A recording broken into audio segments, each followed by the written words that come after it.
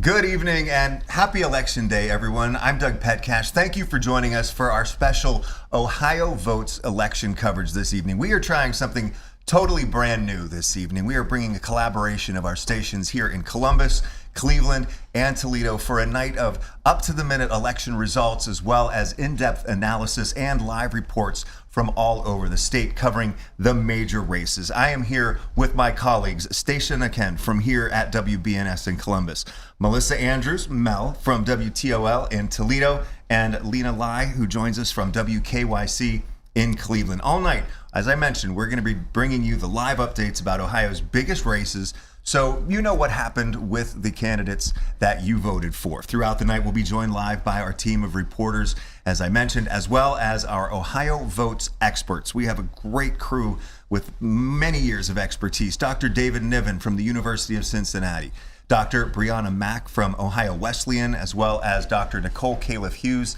from Bowling Green State University. Joining us this evening, they'll be coming in to give their analysis, their expertise, their takes on all the big developments in tonight's election. But first, let's talk to our crew here as we join you for the first time with this brand new thing. Kind of exciting, isn't it, Lena? Yeah, it's great to work with you guys. Getting everybody together. Yeah, all the sister stations. That's right. So we're going to have some fun. Yeah. But we also have some serious business that we want to take care of as well. So, and Lena, what is your focus right off the top? Well, especially in Cleveland, we have our eyes on the race for U.S. Senate with Sherrod Brown and his comeback bid. Because as you know, he lost his seat to Bernie Moreno in 2024. So we want to see how well will he do. Does he need to overperform in certain counties that maybe he was weak in last time around to see how? Now, he is the heavy favorite. He is going up against Ron Kincaid, an IT professional. But, you know, he is the likely Democratic candidate and facing Jon Husted, who is unopposed. So it's going to be a very expensive race. I mean, we'll also later on this evening, we'll focus on all the money and the millions of dollars and all the TV ads that all you people at home will be seeing because of this race. And we saw some news come in just this morning from the Senate majority PACs pledging $40 million for the in support of Sherrod Brown's campaign. And that comes on the heels of $79 million from the Senate Leadership Fund for Senator Jon Husted. So we're already up over $100 million in pledged money to support these candidates in this race, so we know it's going to be expensive. Mel, huge race also in the Toledo area tonight. Yeah, the House race, District 9. Marcy Kaptur is unopposed here in the primary, but Derek Marin is running against her on the Republican side, Josh Williams, and then some other names. And Derek Marin almost beat Marcy Kaptur, who is in her 22nd term, because of redistricting, the snake on the lake, as they call it. Right. So Marcy Kaptur is a big union darling in Toledo. She's been at it for 43 years. And so we expect Derek Marin may win tonight against Josh Williams, but it's more of a conversation about what's going to come in November. And I mean, she is the longest serving woman in Congress in history. Yeah. Correct. Right. Well, Stacia, also some of these issues that could hit people in the pocketbook as well that we're keeping an eye on tonight. I think whether or not you have a school levy on your ballot for your neighborhood, I think everybody's watching what this means for the coming year and the candidates who are sharing some big ideas when it comes to property tax and how we fund schools and fire departments. And I think some of these issues have some implications for the longer road ahead leading into November and some of the efforts that are out there. I think there is a storm coming when it comes to property tax in this state. And I think that we've reached the point where moves are going to be made, and perhaps they are not the moves that the legislators, the state legislators expected, because people are stepping in and saying, something's got to be done. And everybody feels like property tax is an important issue to them. And income tax tonight as well. I just got a text from our photographer who is with our reporter, Kat Simon, covering the levy issue in Pickerington here in central Ohio. They are asking for a 1.25% income tax increase to fund schools. And he just told me that the line is still out the door at the location there. I believe this is the live shot from there. You can see a few people still outside with 26 minutes to go. And the weather is terrible too, and these folks are showing up. 26 minutes to go until the polls close. But if people were in line before, at that time, they of course can vote. But that's when we'll start bringing all the election results. I as got well. this just in from my team in Toledo. We have already beaten the 2024 presidential primary in total votes and turnout. Wow, already. Wait, presidential? 2024 presidential It's all these primary and school total votes and issues turnout. I and agree. levies. Right. That's driving voter turnout in many counties where, it's in communities where it's important. Well, and even if you didn't have one on your ballot this time, another It's one's coming. coming, or you just had one, and so people are paying attention to how these votes are going down. Yeah. That's interesting because in my voting district too, there weren't any issues on This the ballot time. this time around. Right. So people were like, should I go? So it really could be It those is. local issues. It really that are is. driving it. My area, Sylvania, Ohio, has one, and it's a 40% turnout. But we're seeing some precincts in Toledo proper where they don't have a school levy on the ballot at like 2%, 3% turnout. wow. So it's Yeah. a wide margin. And we're hearing that for an election like this, a primary election, Secretary of State Frank LaRose told me yesterday that it could be on par with 2018, which they saw a 21% turnout. So when you're talking about 40% and others in those pocket areas, see how key those issues are. They are. For sure. Well, let's talk also about the big names on the ballot. Of course, two of the big races that we're going to be following closely tonight are for governor and also U.S. Senate. So, of course, for governor, first of all, we have on the Republican side, Vivek Ramaswamy. Here is Cincinnati born, lives in Upper Arlington. His parents came to the United States from India. He is a biotech entrepreneur, billionaire. He ran for president in 2024 and he's endorsed by President Trump and the Ohio GOP. And the Ohio GOP this year really came out with that endorsement really early, long before, of course, the primary. So he has those endorsements there as well. And he's up against another candidate from Northwest Ohio, and that is Casey Putsch, who is a Tiffin native. He's the founder of Genius Garage, which is a nonprofit aimed at helping youth grow careers in automotive industry, as well as, I believe, aerospace. And he's running on a platform of being a Republican for the working class. And on the Democratic side, there is only the one candidate that the voters, I guess, can't really choose from one, right? But Amy Acton is on the ballot there from the Democratic side of the ticket. Youngstown native, lives in Bexley right now in Central Ohio. She started her career as a pediatric physician. She, of course, was the Ohio Department of Health director during the early days of the pandemic from 2019 to 2020. Many of her issues, she's been talking a lot on the road about affordability. That is Amy Acton's big push right now, talking about helping with child care and also energy costs and things like that. And she's certainly a name that people are familiar with, whether or not they're voting for her tonight on their vote, Right. on their ballot rather. She's got a name that people recognize from COVID times and things that we have experienced as a state. Positive and negative. She was very calming for a lot of people during COVID, but business owners, parents who wanted their kids to go to school kind of see her as someone who really was very aggressive in the very early days of COVID with our shutdown policies. I mean, it's hard to hear her voice and not flash back to those Absolutely. moments, for sure. Yeah, for sure. Well, our Kevin Landers is covering the Vivek Ramaswamy campaign this evening from his watch party in downtown Columbus. Kevin, looks like there's a pretty good crowd there with you. Good evening. There is a big crowd here. They're all waiting for Vivek Ramaswamy to take the stage. Over my shoulder here, we're told by aides he should be speaking sometime around 7:30-ish. Vivek isn't here, but there are several prominent Republicans here awaiting his speech, including, if you could see him, I don't know if you can see he was there over my shoulder, but the Speaker of the House, Matt Huffman, is here, as well as Rob McCauley, Vivek Ramaswamy's running mate, is here awaiting Vivek to take the stage. Of course, this is the only contested governor's race in the state right now. And, when you talk about where Republicans want to go in the future, this is going to shape who they want to see lead the state in the next 4 years. Vivek Ramaswamy has taken a little bit of heat for some controversial issues that he's supporting, including raising the voting age to 25.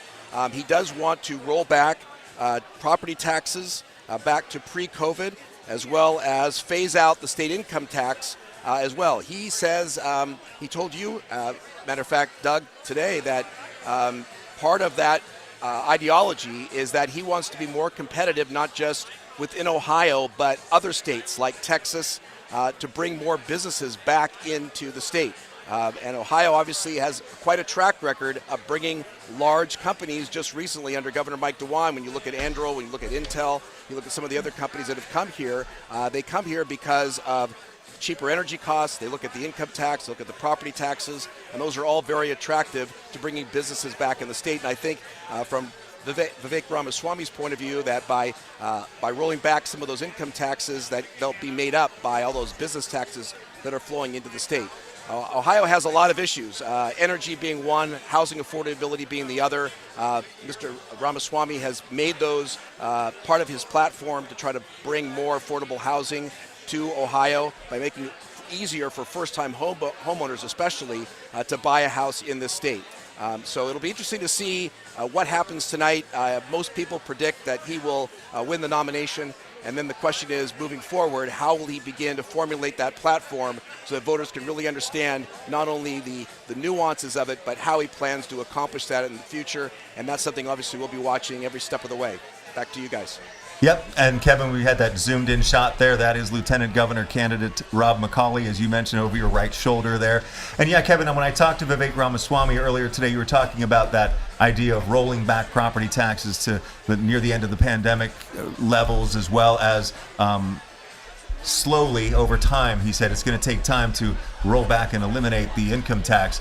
But he was talking about basically replacing it by dealing with fraud, waste, and abuse in some major programs, but as well as, that economic development, bringing different companies into the area and all over the state. That would bring people in, tax revenue, more population. Therefore, that would pump up by volume the sales tax revenue that comes in. Not raising the sales tax, but just more people buying things, meaning more tax money coming in. But you also heard him talk about energy policy as well. Yeah, I mean, obviously, there's a big issue with Ohio having all the data centers that they're building here and the cost that that's bringing on to consumers. And that's going to be an interesting, I think, balancing act for him. As we've seen across the state, many communities have stood up and said that they don't want a data center in their community. They've seen the raising electric bills. They've seen how their property taxes have gone up.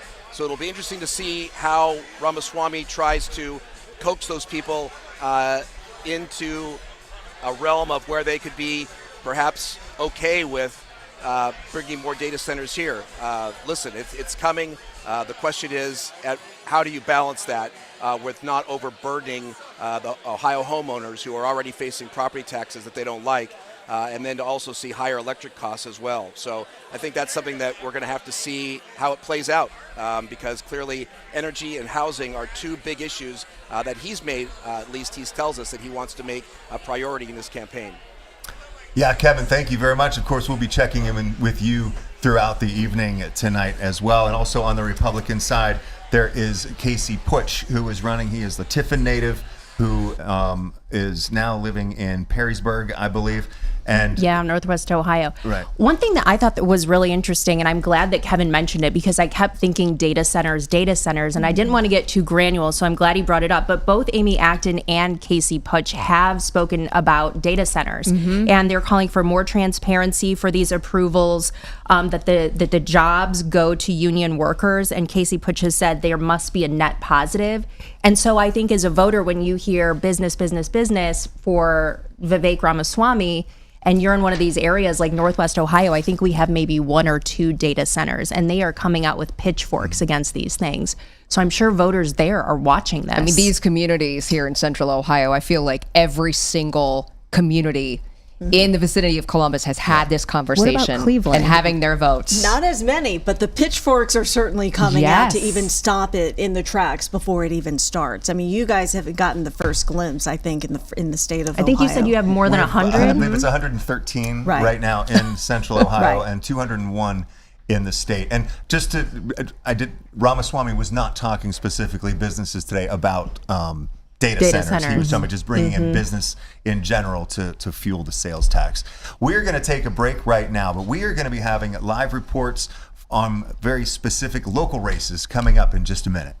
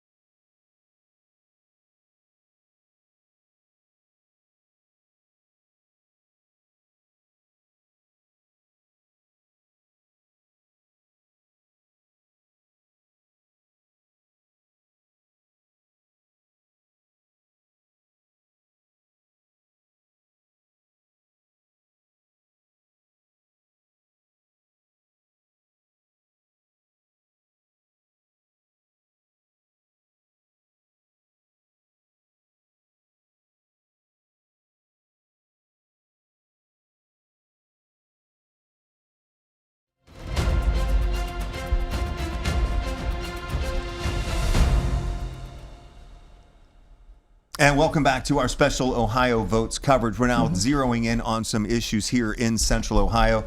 Our Yolanda Harris joins me now. Hi, yo. Hi, Doug. How you doing? You doing all right today? Yeah, doing all right. It's a Went big to the night, polls right? today. Yeah, I did cast my ballot and did that How earlier busy was today. it? So, well, you know what's interesting is some places. I talked to Stacia earlier, and she said that they said it was slow, wasn't really busy where she was. I was downtown at Mount Olivet Church, and the guy there said that he predicted, what it was going to be because he's done this, years in, and he said that it was more than he thought. So. I don't know. And one of the places talk about that we're spring hearing needs. is very busy tonight is Pickerington, where they are voting whether or not to implement a 1.25% income tax increase to fund schools. And our Kat Simon has been following this very closely today. Looks like the rain has cleared up for a little while, Catherine, now that you're outside, and the line has cleared up too. But Dan, your photographer, told us earlier that it was still out the door at like 7 o'clock today. Yeah, Doug, there's just a little bit of a line peeking out through the door. We got here this afternoon, so we missed those morning and midday hours, but starting around 4:30 or so, there was a line stretching out the door, and it's been pretty consistent since then. One of the workers inside telling us that it's been pretty busy for a primary today. He says he's assuming it's because of this income tax measure that is on the ballot. We know that it's a 1.25% income tax that people are voting on here. It would be in addition to the current 1% income tax that the district already collects. Now, the district says that they need more money, saying that they've been in a deficit for 4 years now. And they say that if this levy doesn't pass tonight, the cuts will happen. The superintendent has said they've already laid out what some of those cuts would look like, likely starting with some extracurriculars and some staffing positions. Now, the superintendent saying that the money that would be generated by this levy is needed in order to keep all of the programming that they have, but also to prepare for the future. He says that they're anticipating an additional 1,000 students to enter the school district within the next 3 years or so, and they want to be ready. Doug?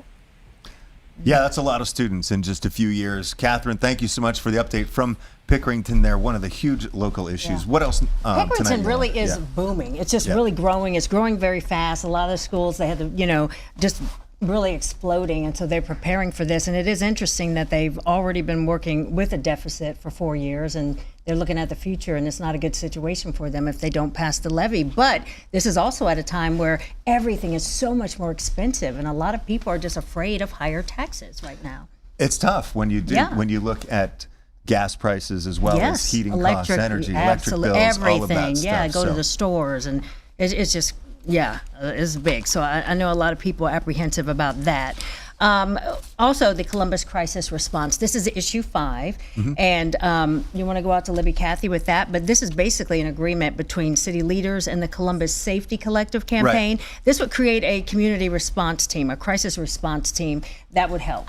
It'd be coordinated through 911. It would be Right. codified in city law, and we do have 45. we're gonna- 45? Okay, Yeah, we'll so talk to Libby in 30 minutes. all right, we're Okay. going to talk to our her Libby lady. Cathy in about 30 minutes on that issue. But yes, that is another big one in the Columbus area. All right. Well, this isn't just a routine primary. This is a high stakes setup for November. So just a lot of important things going on. It is. And Yolanda and Jeff Hogan are be coming in with us for on the 15s and the 45s throughout the night with local updates. We're going to take another quick break and bring our team back together right after this. More Ohio Votes in just a minute.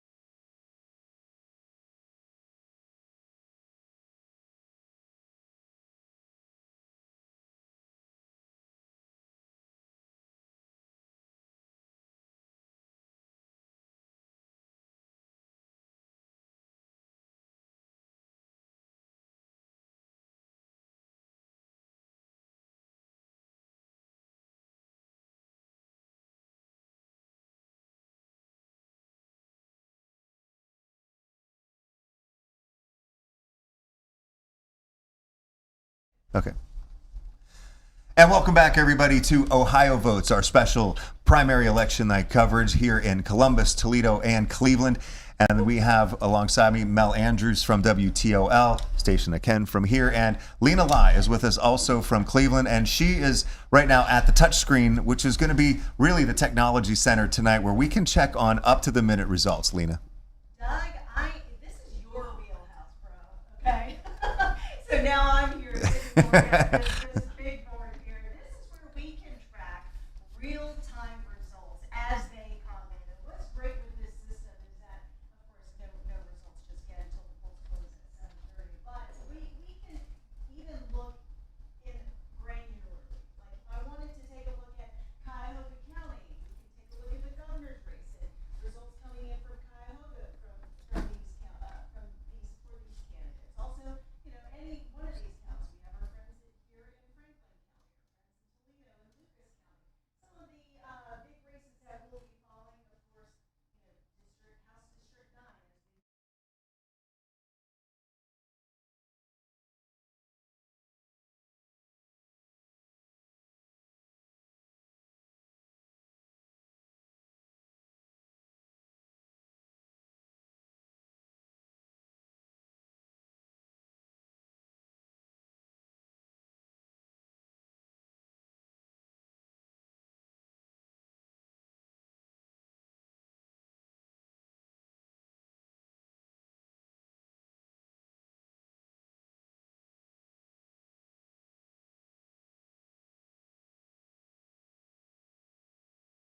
Fascinating to use the map once those race numbers start coming in, because it is so easy, as you mentioned, to go in granularly, and you said that so well too. Not the easiest word to say on live TV, but yeah, we'll be checking on the board, and well, the polls close in about 5 or 6 minutes right now, and so we do have our team of experts as well. Love to hear from the experts here, political science, getting to the nitty gritty, what all this means. Nicole Califf-Hughes from Bowling Green State University is joining us now tonight to start off some of our expert analysis. If we want to start with the governor's race and what is on the line here in the state of Ohio, we have Vivek Ramaswamy, a huge Republican Trump name, up against Amy Acton, who Ohioans know very well. What do you think, Nikki? So this is a really interesting race. So for the Democrats, it's probably not that interesting. It's the primary, and Acton is running unopposed. So she will move on to November, and for Democrats, it's not super exciting yet. For Republicans, it's a lot more competitive. You have Vivek Ramaswamy, who is really interesting. He entered the race very, very early. So we've been hearing his name. We were hearing his name prior and during the Trump transition. And then we've been hearing his name in Ohio around the gubernatorial election for what feels like a very long time, but it's been probably a year and a half. And he is not alone. So he picked Rob McCauley, who has been in Ohio politics for a very long time as well, as a running mate. And so that's kind of probably the most well-known platform. But then you also have a variety of Republican challengers, so to say. So you have Casey Pooch, who is in Northwest Ohio. He is also running for the Republican nomination for governor. And then you have Heather Hill, who was running for the Republican nomination for governor, but when her running mate decided to no longer stay on the campaign, she essentially is not able to run. And that decision came down from the Ohio Supreme Court late last night / early this morning. And Stacia, also, you got some developments with Heather Hill today. I did. I spoke with Heather Hill actually today. We had a conversation about how she was feeling, because this is a day she's been aiming for a long time. And I think you and I both interviewed her on separate occasions well into last year. So almost a year ago, as these campaigns started to develop. And so in leading to this, without this being the day that she kind of expected, I was asking her how she was feeling at this point for this day not turning out the way she thought that it would be. And she was not frustrated. She was not angry. She was hopeful, actually, when I talked to her today. And what she shared with me is the way this has worked out when her running mate backed out and she's no longer able to run as she had hoped for governor. She basically said to me that this has opened doors that she did not expect. And we've not heard the last of Heather Hill. She did not indicate that she would run again, but that she was hopeful for what comes next, and she is excited. She's not even in Ohio today. She's not watching the returns. She's not watching what comes in. She is fully focused on what comes next for her. She did not identify what exactly what that did she would be. mean by that, do you think? She said she's heard from a lot of people that basically doors were open she didn't expect, and people that she feels like will help her in her next step, and that this was all part of God's plan for her, that what comes next is going to happen because of the way this campaign has happened. Sounds like someone may have reached out. She says a lot of people have reached out since this has happened. So it was a very interesting phone call. And I'm curious, Dr. Caleb Hughes, if you've ever seen anything like this happen before, the way this all played out in just the last week and a half, basically, for Heather Hill and Stuart Moats and the team there. So not in recent history. So every state has different rules surrounding how you run for the governor's office, whether you run with a running mate, whether you run separately, the timing of the elections when candidates have to declare. So it's a little bit different depending on what state you are looking at. Having candidates essentially get into a fairly public fight over social media, having a running mate withdraw from the election, and then the gubernatorial candidate try to carry through, and then only to have the Secretary of State step in and say no, and it end up in the court. That's a little bit unusual. So we don't have a ton of data on what happens if a running mate bails at the gubernatorial level. And I think the court their decision was really interesting because for some of the justices, they were actually saying, we're deciding that she cannot run because we're both following the Ohio state constitution, but also want to prevent future election confusion where people are leaving last minute if people are polling low, for example. And you had some of the other justices on the Ohio Supreme Court actually say, well, we aren't necessarily worried about that, but we do agree that this is following state law. But maybe we do need clarification for future races where one candidate does actually back out. And so maybe we'll see that. I understand that the way it's written in Ohio code right now, it really only refers to if a candidate dies, that they can that is bring correct. in a replacement, right? Nikki, I'm interested too. We didn't have that. Before we let you go for now, what are your thoughts on Casey Putsch? You know, being from Northwest Ohio, representing Toledo here tonight, I'm interested in him just because Vivek is such a huge name and he has such a strong connection to the Trump administration. The president right now is not experiencing great approval numbers. How do you think that all intertwines with Casey Putsch and Vivek Ramaswamy tonight? My guess is the president's approval is going to come more into play as we get closer to November. I think right now, my guess is that you're not going to see a huge impact of a presidential endorsement on the primary here. I think Casey Putsch was a later addition to the Republican slate of challengers here. And I don't know that he's going to make a huge difference in the Republican primary, though I could be wrong. We'll have to see in a few minutes as the results start rolling in. My guess is that you're going to see the down ballot effects of the low Trump approval ratings in November. Dr. Nicole Caleb Hughes joining us from Bowling Green State University this evening. We'll be seeing you throughout the evening. Thank you for your input so far. And we can say that just 45 seconds ago, the polls closed around the state of Ohio. Unless there was a line and people were in that line, they'll get a chance to vote. But polls are officially closed right now across Ohio. We expect to start getting results pretty quickly because they will be processing and now tabulating all of the absentee and early votes that came in. So those could come in pretty quickly. And we'll go back to Lena at the big board to see how those results are coming in. But this is our Ohio Votes coverage. We will be right back in just a... No? No, we'll go to Lena. Oh, we're going to keep going. All right. We get more. We can't possibly have it. Great, yeah. So we're going to... We can keep talking. Amy Acton's going to talk soon.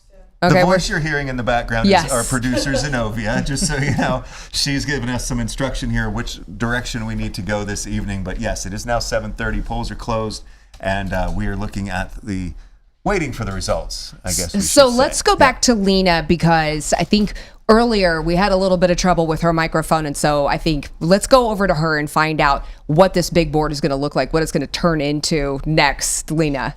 I want to touch upon an interesting storyline. Let's talk about the shape of this election and what might be considered an underappreciated storyline here, which we like to call Ohio's GOP musical chairs. And what is happening here is that all 5 of Ohio's top executive office holders are term limited, all 5 of them, all Republican, all heading out the door at the same time. We're talking governor, attorney general, auditor, secretary of state, as well as treasurer. And what is interesting is that with the Republicans, they're not recruiting any new blood. Instead, they're more or less reshuffling the deck, if you will. And the first domino that fell is, of course, Governor Mike DeWine. Term limited, and so he is retiring. So what we saw is that Attorney General Dave Yost, he saw the governor vacancy and initially ran for governor, but you remember he withdrew after the Republican Party backed Vivek Ramaswamy. And then you have Auditor Keith Faber seeing the AG office being vacant and deciding to go for that. Faber does have a legal and political background. And then now we're talking here, Secretary of State Frank LaRose. He sees auditor being vacant, so then he decides to run for, I accidentally touched that. He decides to run for auditor. Now, his biggest critics are saying that he does not have any auditing experience. We will talk to him later on tonight. We hope to have him in studio, correct? We will talk to him and ask him about that. And then finally, the last office for treasurer, you have Robert Sprague running for Secretary of State because he sees the vacancy over there. So basically you have this reshuffling of the deck, and the office for treasurer is truly the only open seat tonight and is facing a very tight contested Republican primary tonight. But for everywhere else, it really just depends on which Republican lands in whichever chair. Back to you guys. The musical chairs, Lena, for Interesting. sure. That's a great analogy for how that's shaping up. And we're going to talk to our experts about that in a second. But I understand right now that District 3 U.S. Congressional Representative Joyce Beatty, running for her 8th term in office. She's been serving, I believe, since, 2012? Sounds right. Or 2013. She's at the podium right now. Let's listen into a little bit from Representative Joyce Beatty. We are in the most consequential time in our lifetime. When people ask you, why are you voting? You have to tell them because everything is on the table. You have to tell them that we are fighting because we know that people's prescriptions are costing more. They know their health care premiums have gone up. They know that this election is really about affordability.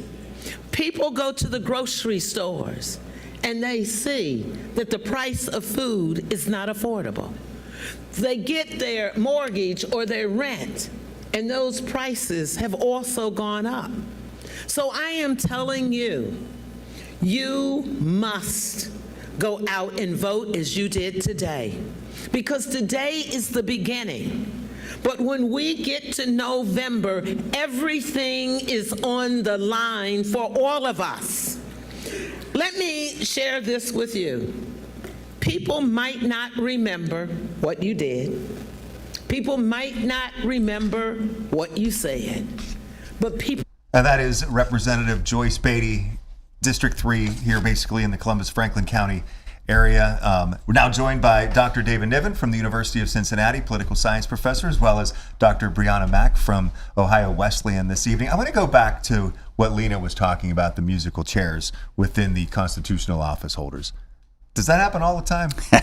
It happens a lot in Ohio, and it happens in large part because it's hard to build a statewide name. You know, it's hard to come in, from a lower office and introduce yourself to the state. And frankly, a lot of these folks finish as, Keith Faber has done in office, as Frank LaRose has done, as Robert Sprague has done, without any clear idea of what they want to do next. And, for Frank LaRose, for example, he tried to run for the U.S. Senate, didn't win the nomination. So in some sense, these are consolation prizes. Move on to another statewide office. It's a good gig, but it's clearly the second prize to what some of these folks wanted. And Sprague wanted to run for governor. He just pulled back when it didn't look like anybody else wanted Sprague to run for governor. But it seems like politics at play. I mean, at its finest, backdoor deal or something like that, where you don't get the seat that you really want, or you don't get to go in the race that you really want. So we're going to give you this, or I will take this. Is that pretty much how it goes? I think so. So the way that I view it, I consider the state to be more so of a incubator ground. And so I can see the aforementioned politicians just running for these open seats that are now there, just waiting for another opportunity to try and go up either for the Senate or for a better House seat or even for the governorship. When you look at just term limits in the state of Ohio, Ohio Governor Mike DeWine is leaving office. Looks like he's not running for anything else. But oftentimes you'll see, whether it's a state senator or a state representative, they serve their 8 years and then they run for the other chamber. And then they'll go back to the other chamber. So do term limits actually exist in Ohio? They're much more theoretical than real. And we actually had a pair of legislators who flipped seats for 40 years. We have a 40-year legislator in a legislature that theoretically has 8-year term limits. So, the practical reality is term limits are not a hard limit. They're just a challenge to ingenuity. If you're willing to work the system, you can just switch from office to office, and the 8 years clock resets every time you do that. So you can be in the House for 8 years, then the Senate for 8 years, but then that House clock resets. What do you think about the term limit system here, Dr. Mack? So this is my first time hearing it more in depth, and so I'm actually sitting here finding it fascinating. And so I just continue to echo what I said before about it being a incubator period, because I think, for residents and for citizens that are now, perhaps being informed that there are folks that are flip-flopping back and forth with the term limits, maybe that will either encourage folks to pay more attention to the state House and to the state Senate, or they will actually start to actually hold these individuals more accountable if there are folks that have been in office flipping back and forth longer than I've been alive. I think it shows you how much power names have within the party. Absolutely. And, I'll give you the most absurd. There's actually something worse than a legislator having been in office for 40 years in an 8-year term limit, which is a legislator running for the other body, winning, and then declining the seat, which has happened. A legislator thinking, well, should I switch this year or should I wait 2 or 4 years? And so we had one in the Cleveland area, Tim Grendel, who ran to switch bodies, won the seat, and then declined and said, I'll just stay in the Senate. But is that because the party decides that that's what he should do, or is that just him making that decision? That was him deciding what's in my best interests in terms of lengthening my career. Because on the one hand, ideally, you do 8 years and then 8 years. But if you look on the horizon and you say, well, maybe I just did 6, this is when the opening is available to me. I'll switch now. So, it's not what term limits, supporters, sold or envisioned. And there are some states with a hard limit, a lifetime limit, but Ohio is not one of them. And so we'll see if the musical chairs are successful coming up in November as well. I want to get your thoughts, Dr. Mack, on the gubernatorial race too. It's in terms of, if Amy Acton wins, she will be the first elected female governor. That would be monumental. It would be monumental. Fun fact, the first woman governor that was there for 11 years spoke at OWU a couple of years ago. So there's a nice touch there. I think that while she was 11 days. Not 11 years, excuse me. Long day. It's been 11 days, right? And anyways, I think Amy Acton, that possibility of becoming the first woman governor is interesting. However, I think that there is going to be a lot of pushback and a lot of attack ads I see once the general election season starts about, her performance as, our health czar essentially, as well as issues related to her transition into nonprofits, and there's going to be a lot of pushback even on her identity as a woman. And she's never run for office before. So, I mean, people have to go on what they know of her. And in Ohio, it does go back to her time, to your point, as the health director during COVID. Yeah, and I just wanted, you brought it up, Dr. Mack. That was Nancy Hollister, checking my notes. First and only female governor of Ohio. She served 11 days from December 31st of 1998 to January 11th of 1999. A Republican, she assumed the office after George Voinovich resigned to the to Senate. become U.S. Senator. So I learned all this stuff myself in the last couple of weeks. Very Like those little interesting point. tidbits. So, yeah. Hey, we've got some results scrolling now at We the bottom do? of the screen. All right. Yeah. Finally coming in just 12 minutes after the polls closed. And also, we want to mention that this is the first campaign for all of the gubernatorial candidates. None of them have held elected office. So the polls have been closed for 12 minutes. We're getting some results. Let's go back to Lena, see what we got on the big board. Hey, yeah, we are getting these results in. Let's take a look at the Ohio total votes right now. Keep in mind, only 1% reporting. And so, as you just keep that in mind, only 1%. So right now, Vivek Ramaswamy with almost 85%, Casey Pusch with 15.1%. Of course, Amy Acton uncontested. And so these highlighted counties are the ones where we are seeing results, and they are all pretty much similar because, we have 10% reporting from Stark County, but the results are somewhat similar throughout all of these counties that have reported results so far. Let's take a look at the race for U.S. Senate. And this is interesting. We have more counties coming in at just 2% reporting right now, so keep that in mind. In the entire state, Sherrod Brown with 91.4%, Ron Kincaid with 8.6%. And so you see some of these counties that are showing up right now. And what I've been interested in seeing is how does Sherrod Brown do in his Mahoning Valley base, okay? And that would be, Stark, 92.5 so far. Mahoning County, and also Trumbull County is the other one, which hasn't reported results so far. So these are some of the things that we'll be looking at later tonight. And let's take a quick peek at what's happening in U.S. House District 9.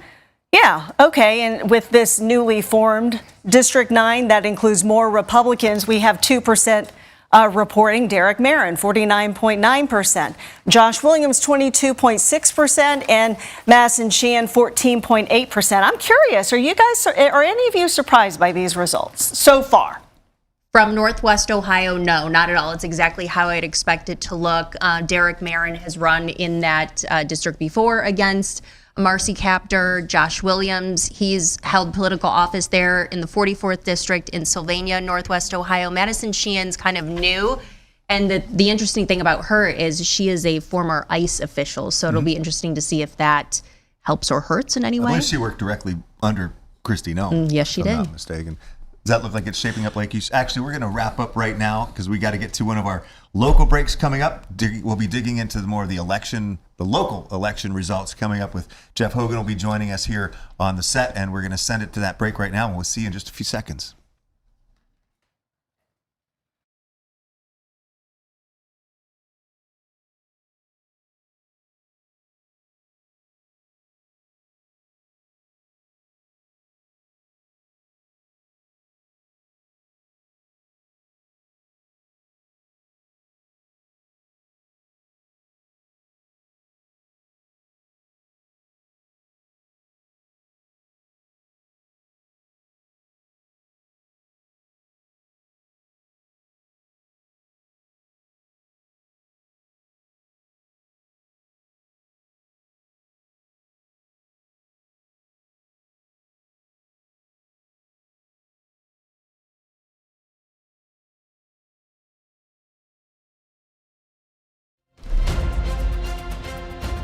And welcome back to Ohio Votes 2026. We're digging into the local elections right now. Joining me is 10 TV anchor Jeff Hogan. Last half hour, we looked at the Pickerington school issue and the 1.25% income tax levy that was on the ballot. Now we're talking about the Columbus Community Response System Amendment.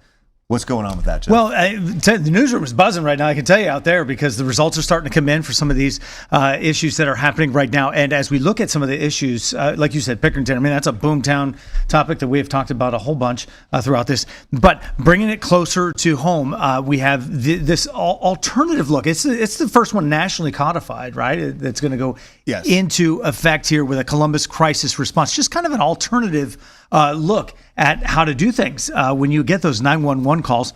Libby Cathy is out there. She's covering this one for us. And I know that she's been telling us about the agreement that's been between city leaders and the Columbus Safety Collective campaign. I talked to her earlier about this, about who may be against this type of thing. And it could be the folks who don't want to see their taxes raised, right? But that's not even on this ballot, though. That could be probably down the line with tax increases, but this would not be at that time. It looks like we do have Libby Cathy for us live right now. Libby, what's the atmosphere there, and what are you hearing from folks? Hey, Doug, Jeff, well, the atmosphere is celebratory at this point. The champagne has been popped.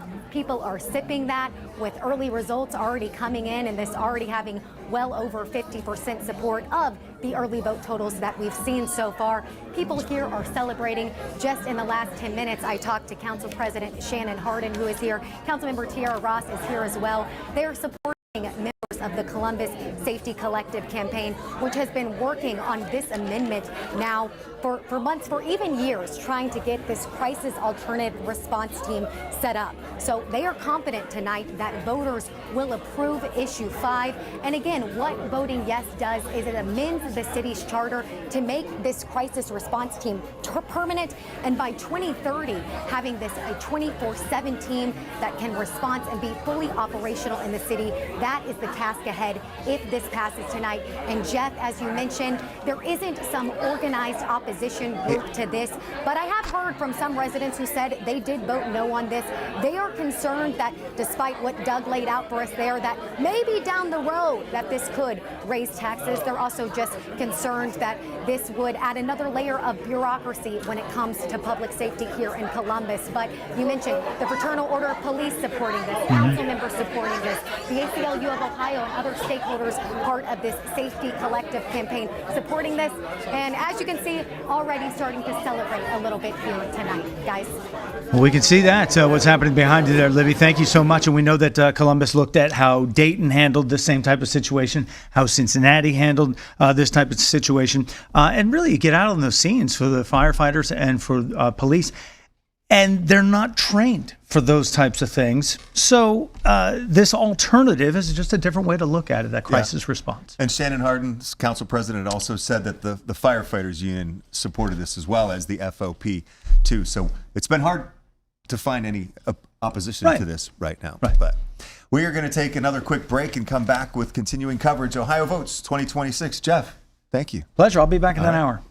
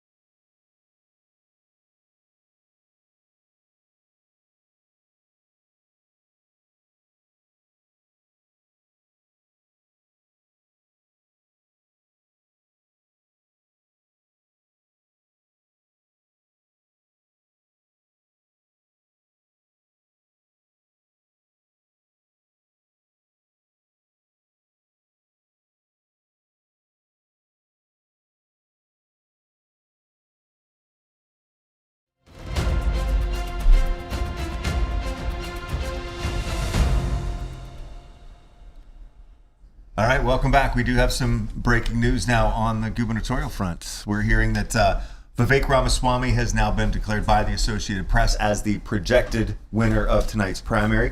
Not a big surprise in that case, running against Casey Putsch right now. But just 20 minutes into it, David, and we've got a race called.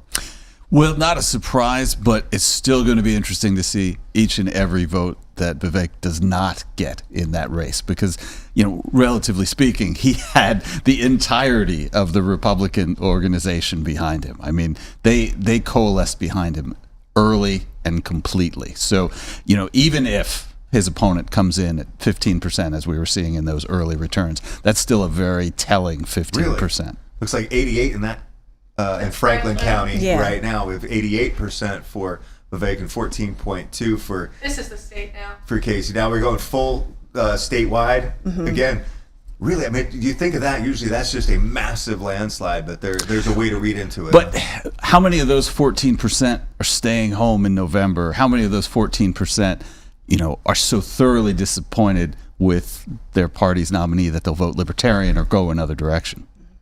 So you're saying that could be a marker of enthusiasm? I think it could be a marker for enthusiasm and how worried they were and how much money they spent in this early stage to make sure that this number didn't embarrass them. But I still think it's a concern that many folks voted for a much lower profile candidate. I mean, you're talking about Ramaswamy having all the resources, every endorsement, all the infrastructure of the party behind him. And Dr. Mack, with Casey Putsch, drawing in, 11%, 15%, what kind of message do you think he was trying to send? Well, I think the primary message that he was really hopping on is, one, the implicit message that is talking about race and ethnicity that we're not going to get too deep into today, but, the writing is on the wall related to that. But I also think that his whole outreach, the whole point was trying to reach out to the working class Republican, even though some of Putsch's also appeals also leaned more towards that racism tidbit that I was alluding to. And however, I do think for Ramaswamy, that 15% that we might be leaning towards with this statewide support for Putsch would be indicative of individuals choosing to stay home. Like I remember driving in and listening to talk radio and hearing individuals say that if Putsch did not win, they had absolutely zero intentions of not voting this fall. So that would be actually a great boon for Acton, but that means the GOP would be in trouble. Interesting.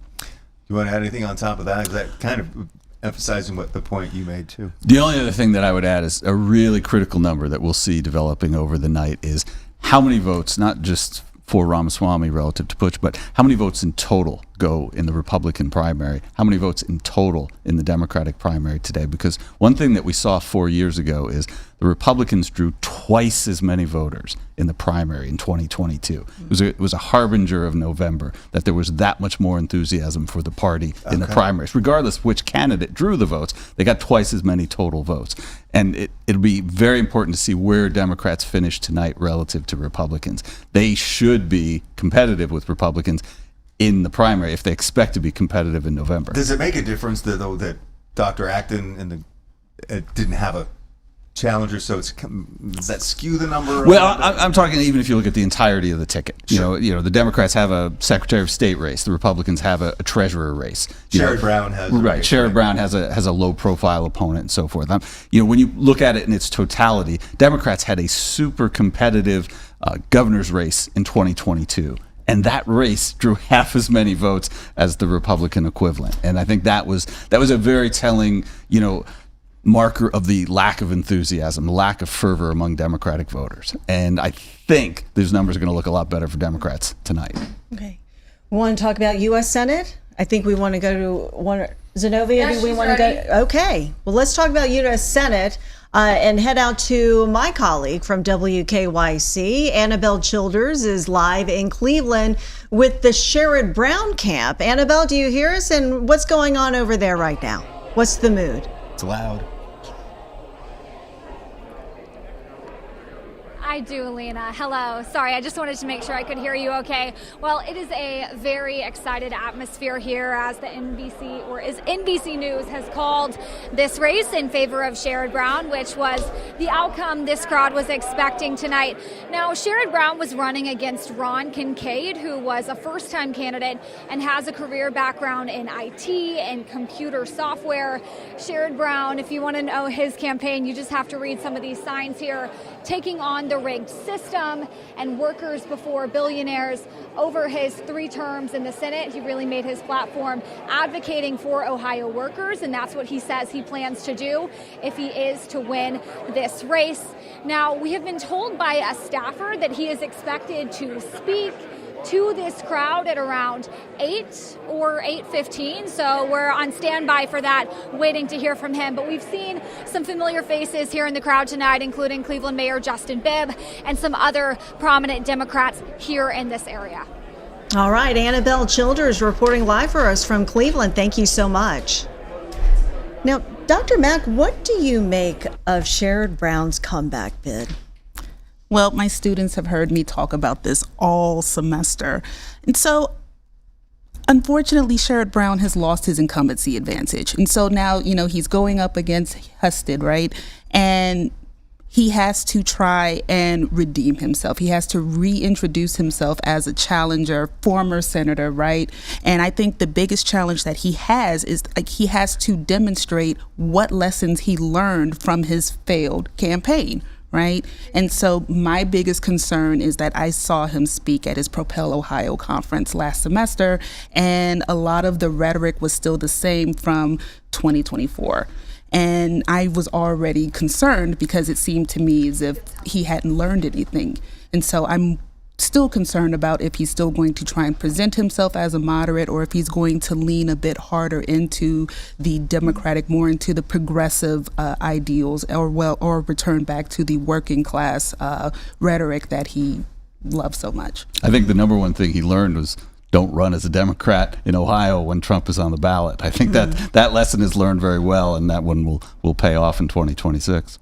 Vivek's wife is introducing him right now. Okay, we're hearing that Vivek Ramaswamy is just about to take the podium now after being declared the projected winner in the Republican race for governor at 86%, and his wife is introducing him right now. Oh, their kids talking. Oh, their kids are talking. And I did talk with him today about his new 3-month-old baby girl, who he said is growing fast. Wow. He is still getting some sleep, though, he did tell me, and he and his wife are very happy about the baby, of course. And now he's just picked up one. There and we here he go. comes.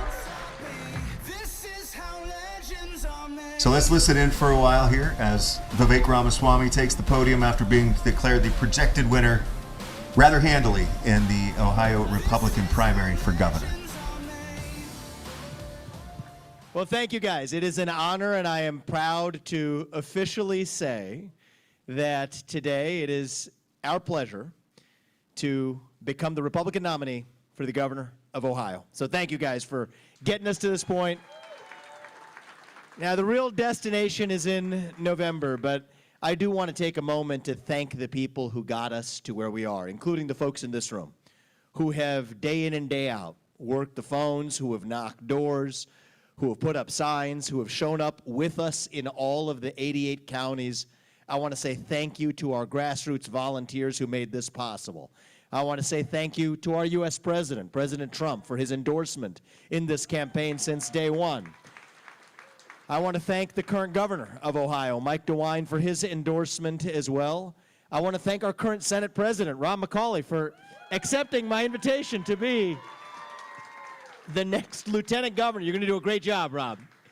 And Denise, thank you we had some conversations at the very end. I remember around my kitchen table with Rob, and you and he were talking, and there was no decision for Rob without making sure that it was right for the family. So thank you, Denise, as well, for entrusting us with this journey. I believe we have a historic opportunity to lead Ohio, not just to be the best state in the Midwest, because we are already the best in the Midwest. We have a historic opportunity to lead Ohio to be the top state in the country, to raise a young family, to give our kids a world-class education, and to be the state where we revive this quaint idea that we call the American dream. And tonight, that is very personal to me. On any other country on planet Earth, I would not be standing here tonight. My parents came halfway around the world to Cincinnati, Ohio, half a century ago, with nothing to their name. I went to public schools through 8th grade because private schools were not on the table for us.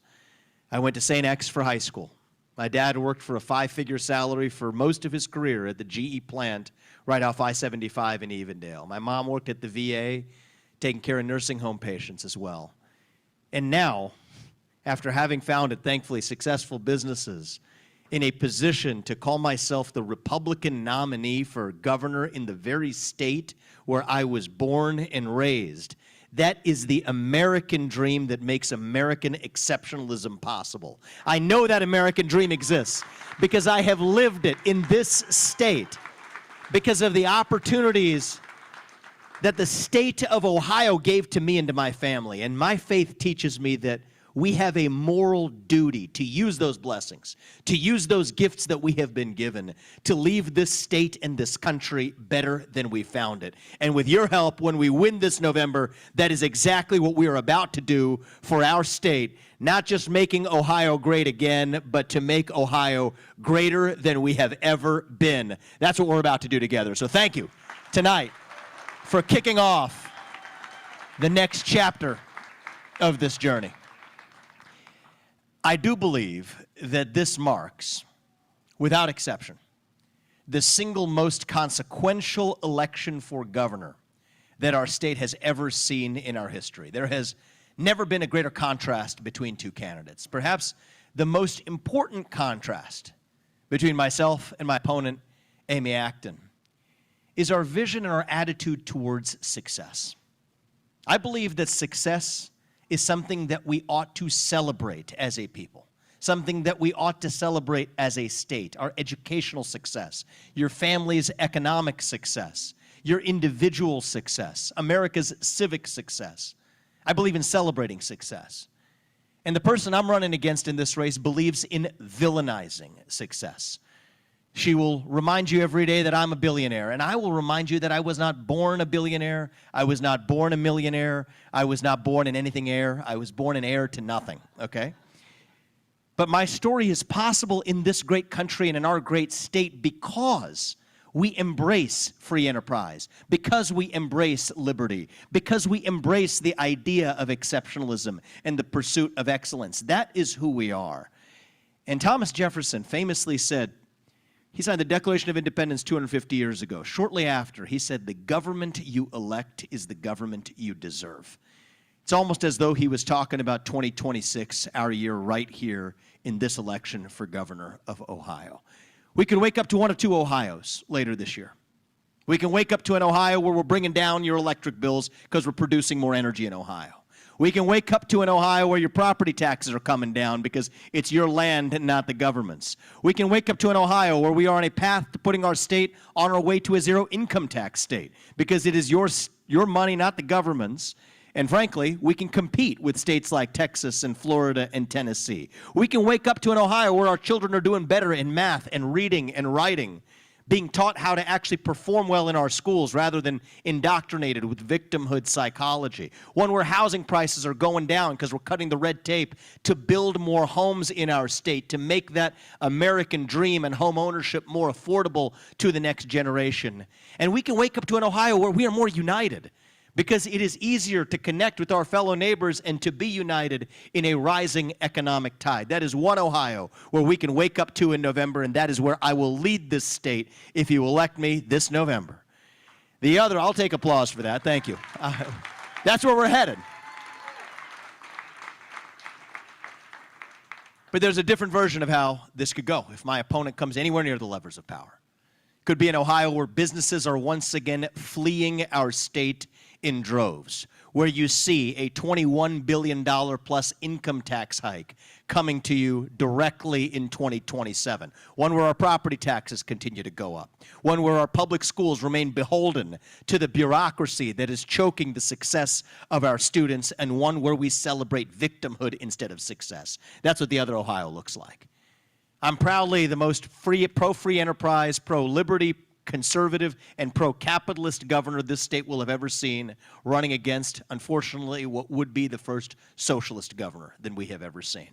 And I want to say a word about the contrast here, because this is really important. The traditional Republican criticism of Amy Acton, and I'm sympathetic to this, is that she advanced and advocated for the lockdowns, which have not aged well, lockdowns of our public schools, where kids in Cincinnati public schools were shut out of their schools for 2 years, while my alma mater of St. X was closed for 5 days. Those kids in those public schools will never get those 2 years of their education back. That's unforgivable. One where businesses were shuttered, and we actually chased businesses and entrepreneurs to states like Florida or Texas, where they could thrive rather than in Ohio. That's the traditional Republican critique of Amy Acton, and I agree with it, because those were poor policy choices for her to advance and to advocate for. But I think the deeper criticism, and I think this is really important to understand, is it's not going to be a pandemic the next time around. It's going to be different, tough decisions that we need to make as a state. We don't know what those are going to be. It's part of electing a leader is you're not electing just a slate of policies.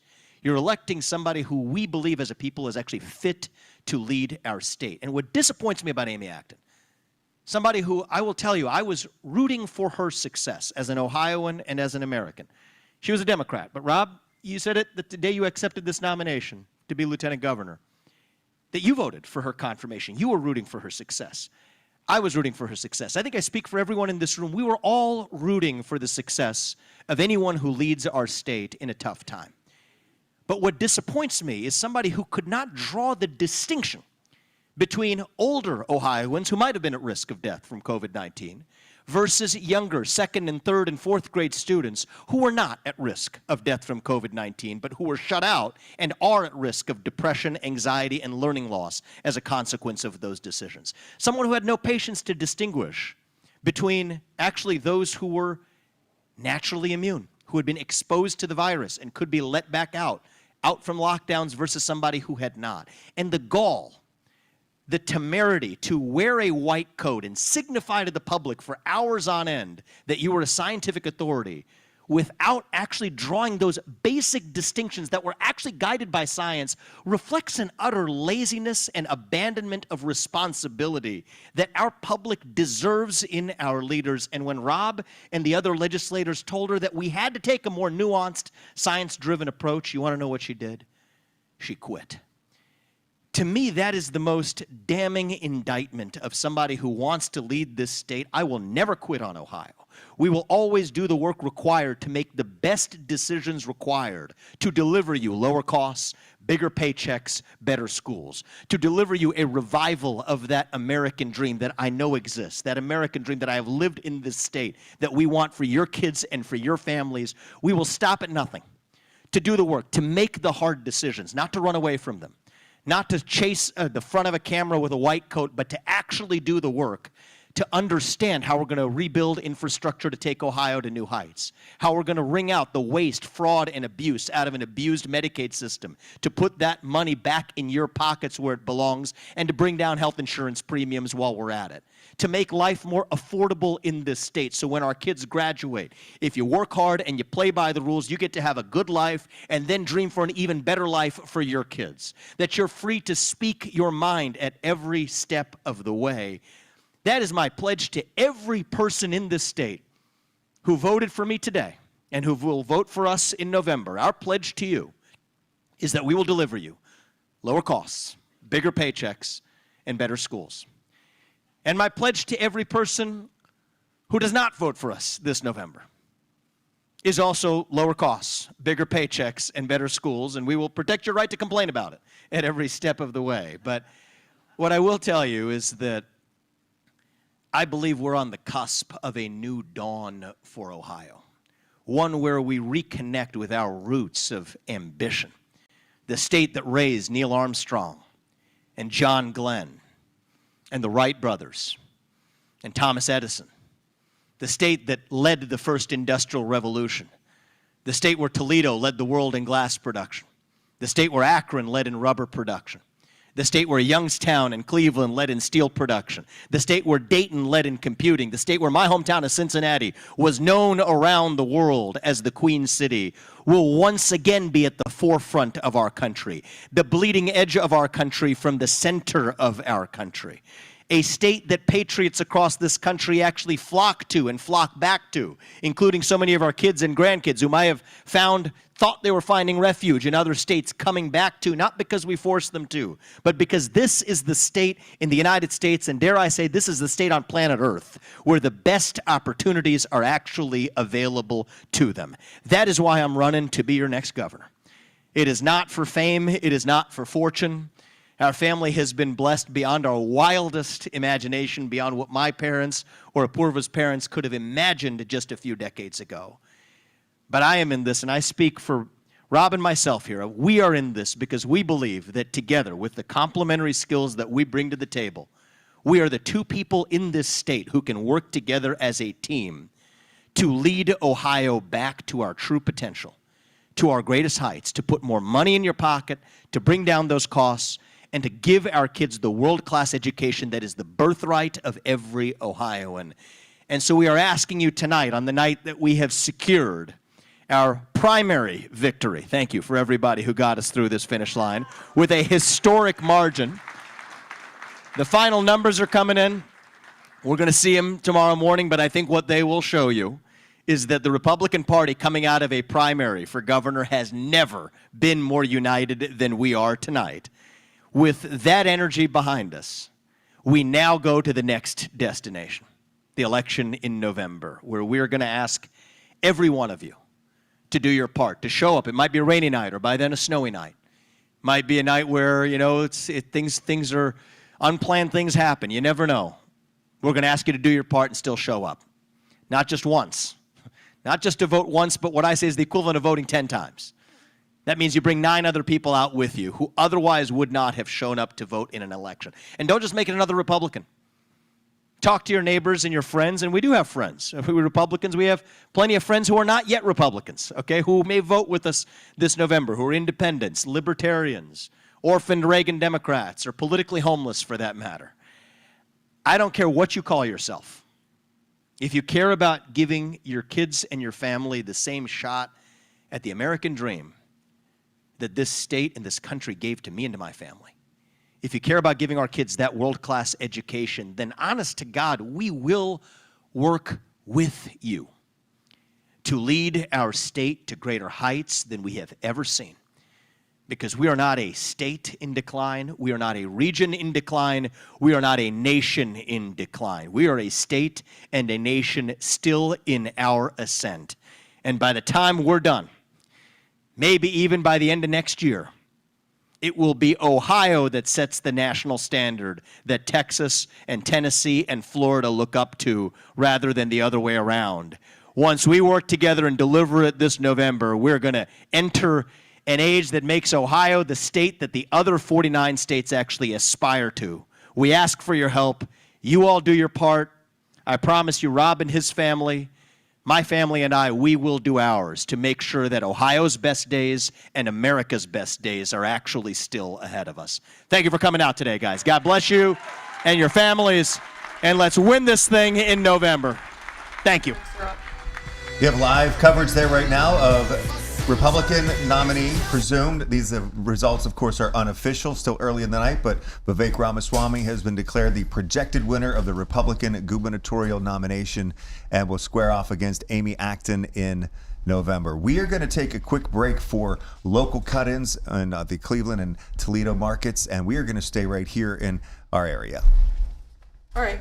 You can keep going. All right, so we're going to keep talking with Dr. Brianna Mack and from Ohio Wesleyan, as well as Dr. David Niven from University of Cincinnati.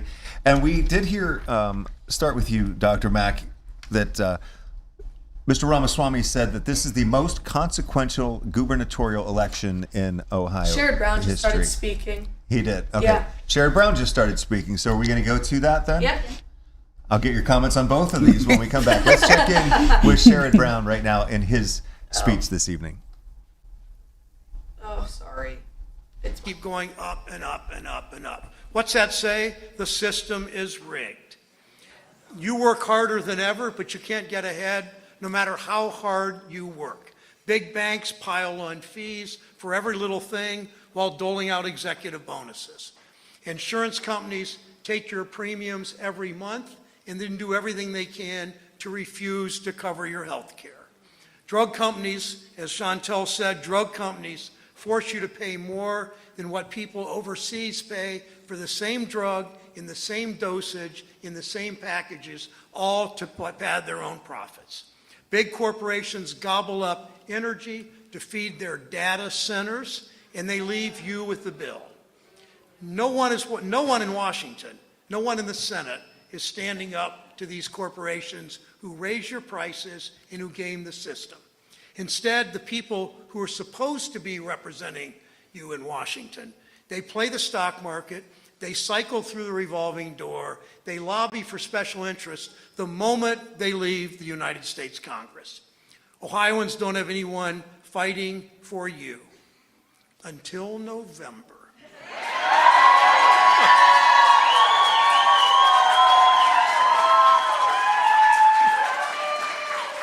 Now, the health insurance companies, let's ban them from denying care that your doctors say you need. And if that doesn't work, then fine them when they deny your claims. The drug companies, let's make it illegal for them to charge Americans more than they do in other countries, because the same pill should be the same price.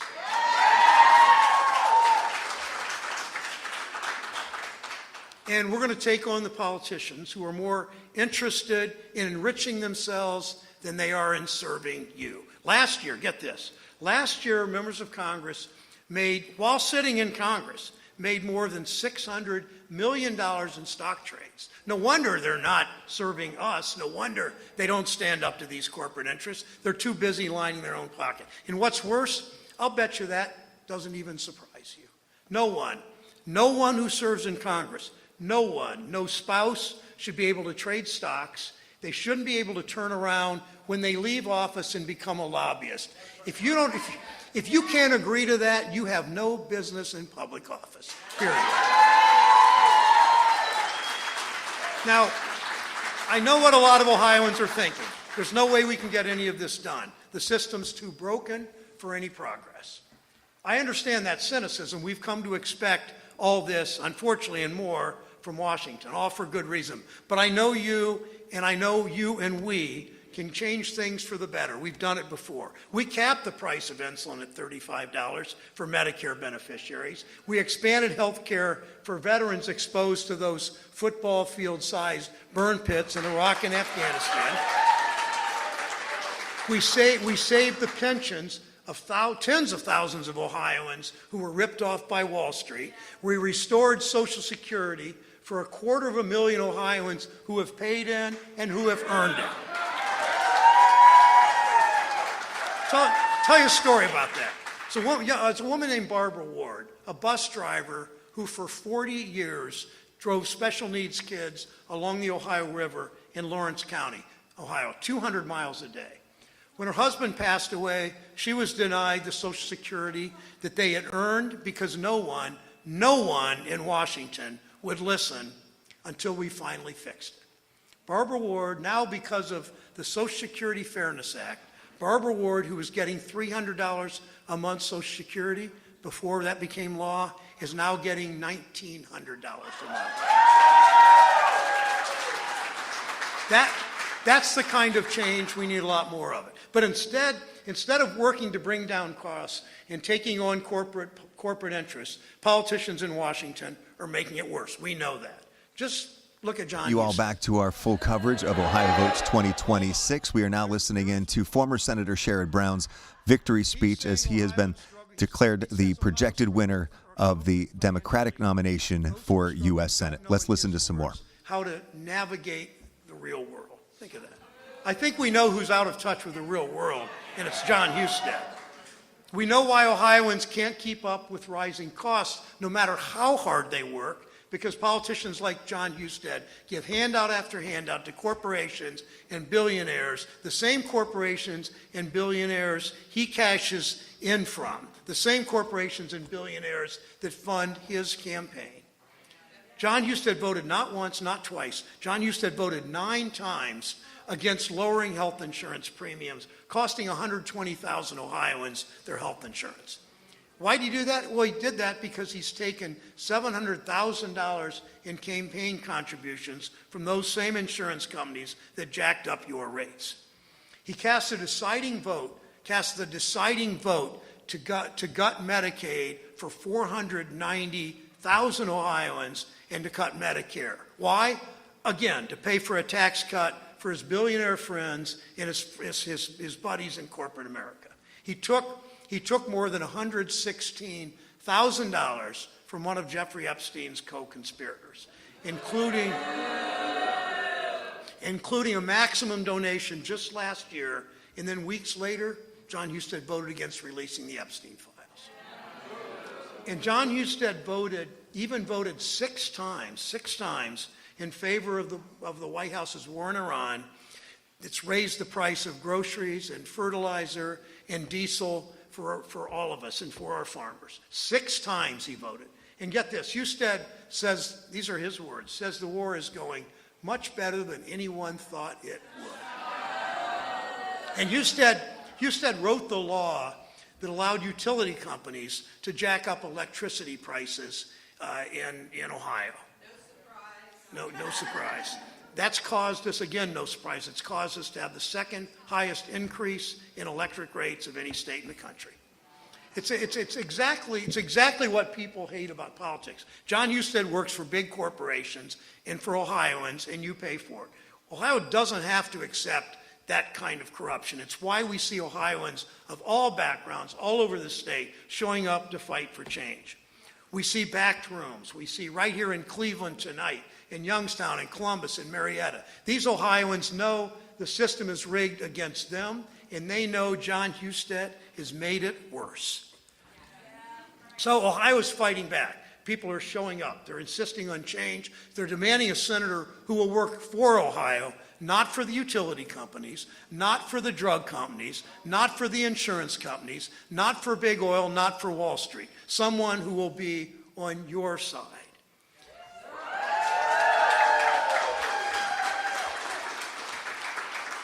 That's what you and that's what Ohio voted for today.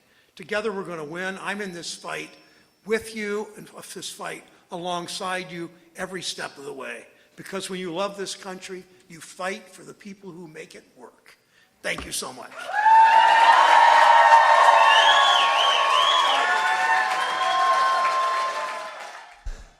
And there you have it, projected Democratic nominee for U.S. Senate, Sherrod Brown. No surprise there as he wraps up his victory speech, largely focusing on his opponent, Jon Husted, rather than himself and what he will do if he is able to take back a seat in the U.S. Senate.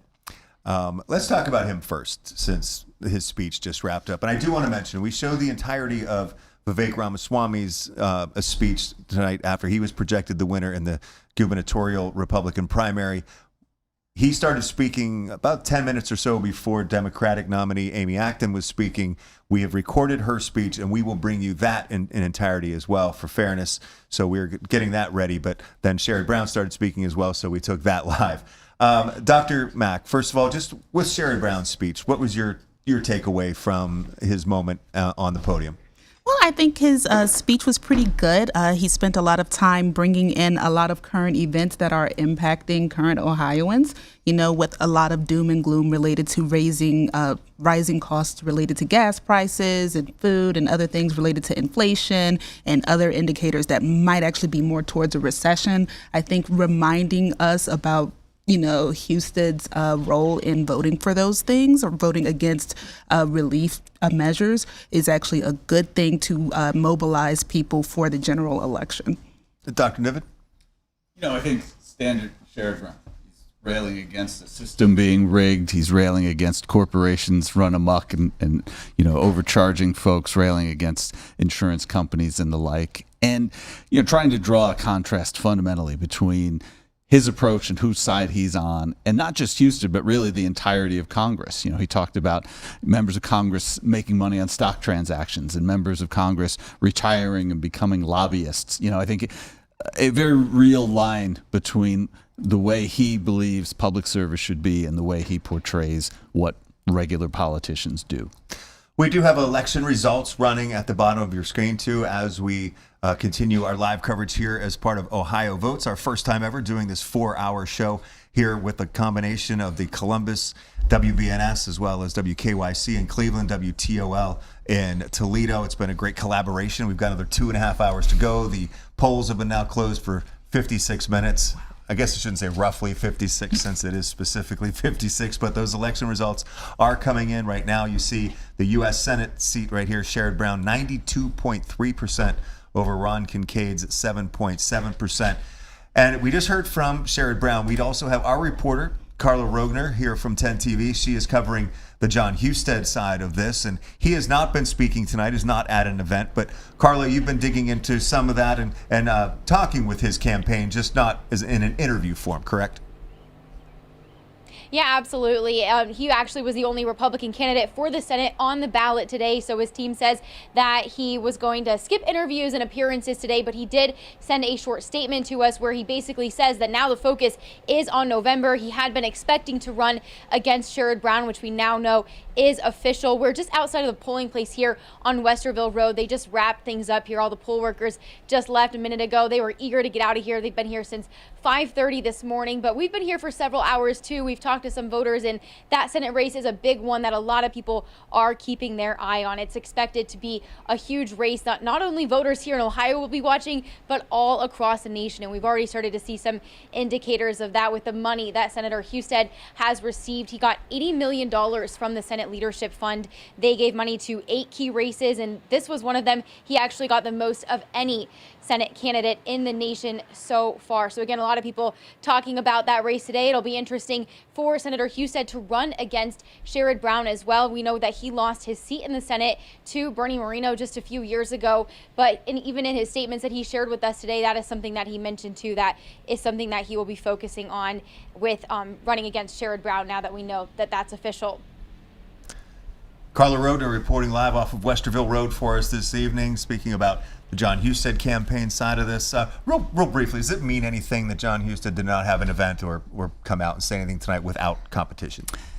It's a little bit odd just because why miss a chance for a free celebration? Why miss a chance to introduce yourself in the campaign ahead? Because even though Jon Husted's been in elected office 25 years, he's been in statewide office for 16 years, he's not actually all that well known or recognizable to most Ohioans. Talking about the money, Carla mentioned that $79 million for Jon Husted from the Senate Leadership Fund. Sherrod Brown also got an announcement this morning of a $40 million investment, not into directly his campaign, but a PAC that would be supporting him. Let's go over to Lena Lai right now with more on the money. Show us the money, Lena. You know what? I like how you said that because, of course, we want, come on. Because, we want to show me the money, right? So let's start with Sherrod Brown. Now, this is Q1, okay? Cash on hand, $16.5 million, according to the Federal Election Commission. Now, compared to Jon Husted cash on hand, $8.2 million. So Brown with more than double cash on hand, but that's not the whole picture, right? You're talking about outside money. As Doug had mentioned, let's dig down even into this. $79 million, as Doug mentioned, from the Senate Leadership Fund PAC, pledging to support Husted with TV, radio, you name it, flyers, etc. Meanwhile, the Democratic counterpart of that, the Senate Majority PAC, pledging $40 million, but that is just TV ads alone. So not exactly an apples and apples comparison, but there you see so much money, which translates to so many ads that you guys are going to see on TV and here on radio all up until November, guys. The Sherrod pledge, the Sherrod Brown pledge was not for until the fall. So we'll start seeing those then. David, you and I talked about the money in this campaign, and I want to get your thoughts on that in just a second too. But I do want to ask Dr. Mack, we're already at $120 million just from 2 PACs that are pledging support here. Do you think there's any chance this is going to surpass the Marino versus Brown campaign, where I think it was $540 million ultimately by the time it was all settled? The optimist in me wants to say no, but the realist in me believes it probably will, just because Husted is such a new incumbent, and the fact that he chose not to speak today means that, you know, his supporters will have to spend a lot more money trying to introduce him to people and convince these individuals to continue supporting him. And David, we talked about this when you see the money coming into campaigns like this. The Senate Leadership Fund side of it, that was Husted's $79 million was part of a $342 million package from the Senate Leadership Fund that was going to 8 key races in 8 key states in Senate races for the Republicans either to hold on to or take over seats. So when you look at the $79 million for Husted, $40 million for Sherrod Brown, what is that telling you right off the bat what this campaign is going to be like, money-wise? Sure. The most important thing is not actually those dollars, it's the signal that those dollars sends, which is to donors across the country, interest groups across the country. This is the high-profile race. This is where your first donation should go. And so that, oddly enough, is going to be rounding error in the final analysis of how much is spent in that race. And think about the difference between 24 and 26 is you don't have to compete with the presidential campaign, so you can actually dominate the airwaves even more with that money in an off-year election than you could have, 2 years ago. And Dr. Mack, when you look at this, how important in the national scope of things is this Senate race? Well, in national scope, right, of course, we know that the Senate is up for grabs. And so what this ultimately means is ultimately the future of the Trump administration, right? And so if the Democrats, so if Sherrod Brown wins, right, that's one step closer to perhaps revisiting impeachment for any of the individuals remaining in the administration and perhaps removal, versus if the Republicans secure the majority, an easier pathway to completing their agenda. All right, we heard from Vivek Ramaswamy just a little while ago, accepting the nomination for governor in the Republican Party for the race in November. Our Kevin Landers has been covering this scene right there. Kevin, looks like people are starting to clear out already, but a pretty strong message from Vivek Ramaswamy this evening on the podium. Yeah, Vivek has left the building. He's left about 20 minutes ago. Obviously very happy. The crowd here, I would say, wasn't extremely loud or extremely boisterous. I think this was sort of what they expected to happen tonight. Just a couple of notes that I took down. He entered the room to the song "How Legends Are Made." He didn't say "Make Ohio Great Again." He said, "We're going to make Ohio greater than it's ever been." He talked about bringing down electric bills. He talked about reducing property taxes. He talked about making Ohio a zero income tax state at some point. And then it didn't take long for him to lay into his challenger on the Democratic side, Amy Acton. Obviously, he went after her leadership role during COVID. He thought it was basically a mistake to put people in homes who were healthy, who were old, or who were healthy, or who were immune. He went in on and on and on about Amy Acton and her failed leadership. And one of the points that he made was that when the going got tough, she quit. And that resonated here with the crowd when he was talking about leadership. That's what he says he can bring to this ticket. Of course, we shall see when it all comes down in November about what happens. But clearly, the attacks are already beginning here from the Republican nominee to go after his opponent in this race and to make sure that there is a clear distinction between the two. And he actually made that point. He says this race, there could be no clear distinctions between these two candidates. And so we'll see how this all works out in November. But clearly, from the Republican side of you, they believe they have the candidate that can take them all the way in November. Doug?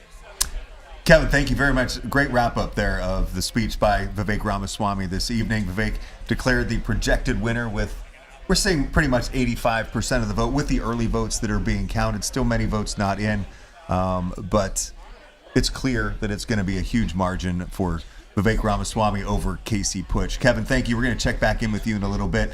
We also did, as I mentioned before, we heard from Amy Acton. We haven't put that on our streaming cast here yet, but we are going to play that in full in just a minute as soon as we can get that turned around. We have it recorded. We also have a reporter there on the scene at the Amy Acton event where Amy Acton has spoken, and I'm seeing a live picture from there, but we're waiting for our reporter to get in place at this time. But in the meantime, we can tell you that, as Kevin mentioned, Vivek was there, and Vivek has left the building, kind of like the Elvis thing. I think that's what Kevin was borrowing from there. But no surprises so far this evening. No surprises, and I think you heard from Ramaswamy, the standard stump speech, all the lines about exactly, his kind of economic dream for Ohio, and those references. Well, Akron used to make rubber, Toledo used to make glass. It was a very pro Ohio in the 1870s kind of speech in terms of the economic promise of the state. And any other impressions from you on the Ramaswamy speech this evening before we're able to check in with the Acton campaign? I did find his commentary about our public school system to be very interesting, in particular about changing the bureaucracy surrounding it, because the only thing I could think about is this was a Republican-leaning bureaucracy. So are you critiquing yourself? Or is he part of that Republican generation, so to speak? Is it a new Republican Party, as we're kind of hearing also on the national stage? Well, there is that tension between him presenting a new vision for Ohio and the fact that, his party's been in charge uninterrupted since 2010 and almost uninterrupted for 40 years. All right, let's check in now with the Amy Acton campaign with our reporter, Rochelle Aline, who has been covering Amy the last couple of days as she has made campaign appearances in Central Ohio for us. Rochelle, Amy's speech, Dr. Acton, I should say, had just wrapped up her speech a little while ago. What were your impressions, and what's the scene right there now? Yeah, she just got off stage about 5 minutes ago. She spoke for about 20 minutes, really reiterating so many of her platform points that she has made along the campaign trail. The cornerstone of that being making Ohio more affordable. She says she wants to address the rising cost of housing, of healthcare. She wants to provide tax cuts for working families. And so she reiterated those points. She talked about her childhood in Youngstown and said she felt neglected. She could feel when people were turning a blind eye to the abuse and neglect she suffered as a child, and she said she will not turn a blind eye to anybody in the state of Ohio. But she also spent a lot of time during her speech talking about her opponent. She made several points about her platform and about his platform, and ultimately said that the choice between the two could not be more different. Her speaking about Ramaswamy actually drew some boos from the crowd, but she said that she is the right choice for Ohio, and she encouraged the crowd to link arms, join together, and ultimately elect her as the next governor of the state, Doug. All right, Rochelle, thank you so much for that live report from the party this evening where Dr. Amy Acton has, of course, accepted officially now the nomination for governor on the Democratic ticket here in Ohio. Rochelle, we'll check back in with you in a little bit. So we are now able to bring you that full speech from Dr. Amy Acton as she addressed her supporters a short time ago. And let's listen into that. It is a speech of about 20 minutes long. Hi, everyone. Oh, my goodness. Hello. Oh, I love you, too. Oh, my goodness. Thank you, everyone. This is such a moment to be with you. I was overwhelmed seeing so many faces from so many parts of my life here. I'm just honored that you would come and be with us tonight. So thank you. Thanks to your vote and your tremendous support, I am so honored to be the Democratic candidate for governor of the great state of Ohio. And I am a doctor. I am not a politician. But I am a lifelong public servant who has been fighting for Ohioans my entire career. Now, I turned 60 this year, and we're still here. And it feels pretty incredible to be standing here today. I was, as you heard, once a little kid growing up in Youngstown, and I did have a pretty rough childhood. My brother and I experienced a lot of abuse and neglect. I was a frequent flyer in children's services, and my brother and I moved countless times.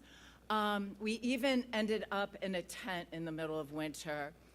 And when you're a kid growing up in a difficult situation, you notice when people look the other way.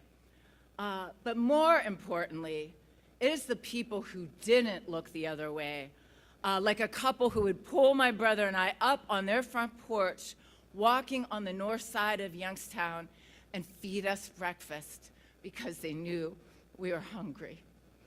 And at the age of 12, you don't forget those people, and it's a big theme of everything I do. At the age of 12, my brother and I were actually removed from that situation, but I was haunted by the kids I left behind, who were just as smart and just as nice, but we could watch our lives go different ways. And that is why I have spent my entire career not looking the other way and fighting for the people of Ohio. You see, I am running for governor because people in this state are struggling. They are doing everything right. They're working harder than they ever have, but there is no more breathing room. They're struggling with the cost of everyday life. And I refuse to look the other way. We are refusing to look the other way when bad actors and special interests keep taking the state backwards on every single measure. It is time for a change in Ohio. It is time for a change in our state. Yeah. Yes. Over the last 2.5 years, we've been traveling everywhere in this state. Quite frankly, I've been going to places Dems haven't been in a while. We've been out in our Jeep, and we've been seen out in our Jeep, and we've been listening deeply to Ohioans who have been sharing their stories, sharing their hopes and dreams, sharing what keeps them up at night. It has been an honor, truly an honor to hear your stories. Very early on in this journey, I met a mom in Claremont County, so Claremont County right outside of Cincinnati. She's young, she's at the beginning of her career. She's working. A little bit of student loan debt, you're at the beginning of your career, you're not making that much. Her husband, same thing. They wanted to buy a house, and we know rent right now in this state is taking 50% of people's income, but they wanted a house. It's the dream. They stretched, and they buy the house.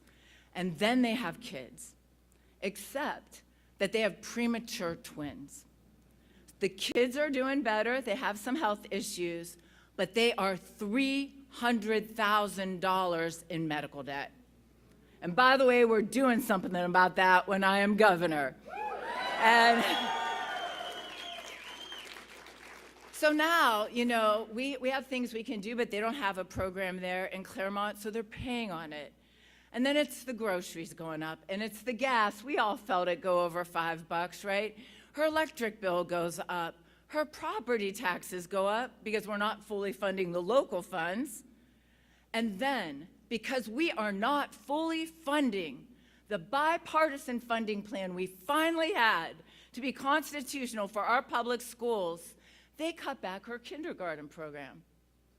So now, moms, everyone, dads, you're hearing this, she's looking for childcare. But childcare right now in Ohio costs $25,000 a year for 2 kids, on average. And 40% of Ohioans don't even have the option. This is what I am talking about. They are doing every single thing right, but it doesn't add up. And that is why we're fighting to help make Ohio affordable again. So, I know what it is like to struggle, And Ohioans need somebody fighting for them, not the self-funding billionaires and special interests. And that is why we are fighting. We're fighting to make Ohio affordable again. We are fighting. We are fighting to end the corruption in this state house that has held us back for far too long. We are fighting to save our public schools and our libraries and all the things that we hold dear. But above all, we are fighting to build an Ohio where everyone gets a fair shot. It shouldn't be this hard. It shouldn't be this hard. It is time to put working families, Ohio's families first. See, I believe in an Ohio where you live or wherever you do what you do, that whether you're a school bus driver in Cincinnati, whether you're a farmer in Shelby County, all people I've talked to, whether you're a union steelworker in Youngstown, where my grandfather was a union steelworker in Youngstown, you should be able to afford a good life. And that is why, as governor, I am going to deliver a working families tax cut. We are going to deliver programs to lower our health care costs. Every one of us is one healthcare emergency away from losing everything we've worked for our whole lives, and we are going to fight for those public schools. We are fighting. Now, the contrast in this race couldn't be more clear. All right, it couldn't be, could it? No, I know you're like, you can't make this up, right? My opponent says Medicaid and Medicare are mistakes. He said more. He wants to dismantle them. And he's brought up Social Security. As Ohio's governor, I will fight to protect Medicaid and ensure that everyone in Ohio has access to quality health care, affordable health care. We all deserve the right to health care. My opponent is doubling down on policies that are bankrupting Ohio schools. And as governor, I will fully fund our schools and give our kids the 21st century education that allows them to reach their full potential. This is what I benefited from. Public schools and libraries saved my life as a kid. We are fighting this one. And it is a unifying issue, by the way. Now, my opponent, he says he doesn't care about the corruption at the State House. I guess he picked a running mate that kind of architected everything that took us back. But my lieutenant governor, Mr. David Pepper, also known as Dr. Pepper lately, he and we've got some plans. We are going to crack down on that corruption, and we're going to put the needs of working families, their needs, over the wants of billionaires. That's what we're going to do.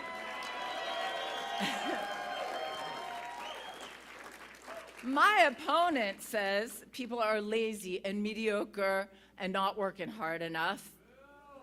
He does. Well, that is not the Ohioans that I know. I know it's not the Ohioans that you know.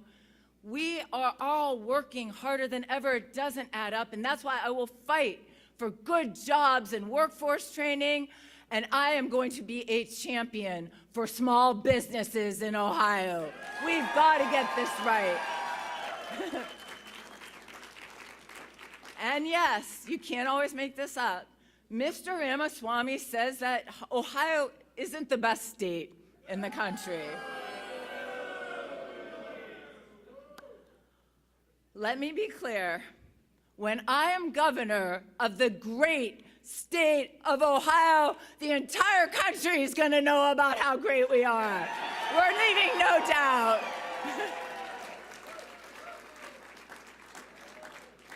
Now, trust is everything. Trust is everything. I listen to people every day. I've been on the road again 2.5 years. Trust. I'm so honored to have earned the trust of Ohioans and your trust. I've stood up when it mattered most, and I will always, always stand up for Ohioans. I will always do this. Do you know who Ohioans can't trust when we face the really, really hard issues of working families?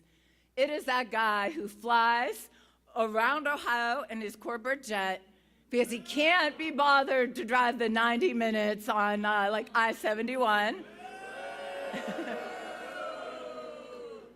It is the guy who treats Ohio like a flyover state. And when you are looking at a state from 30,000 feet, my opponent cannot possibly see the struggles and the stories that I am hearing on the road. Vivek Ramaswamy isn't just out of touch. He is out for himself. That is what is happening here.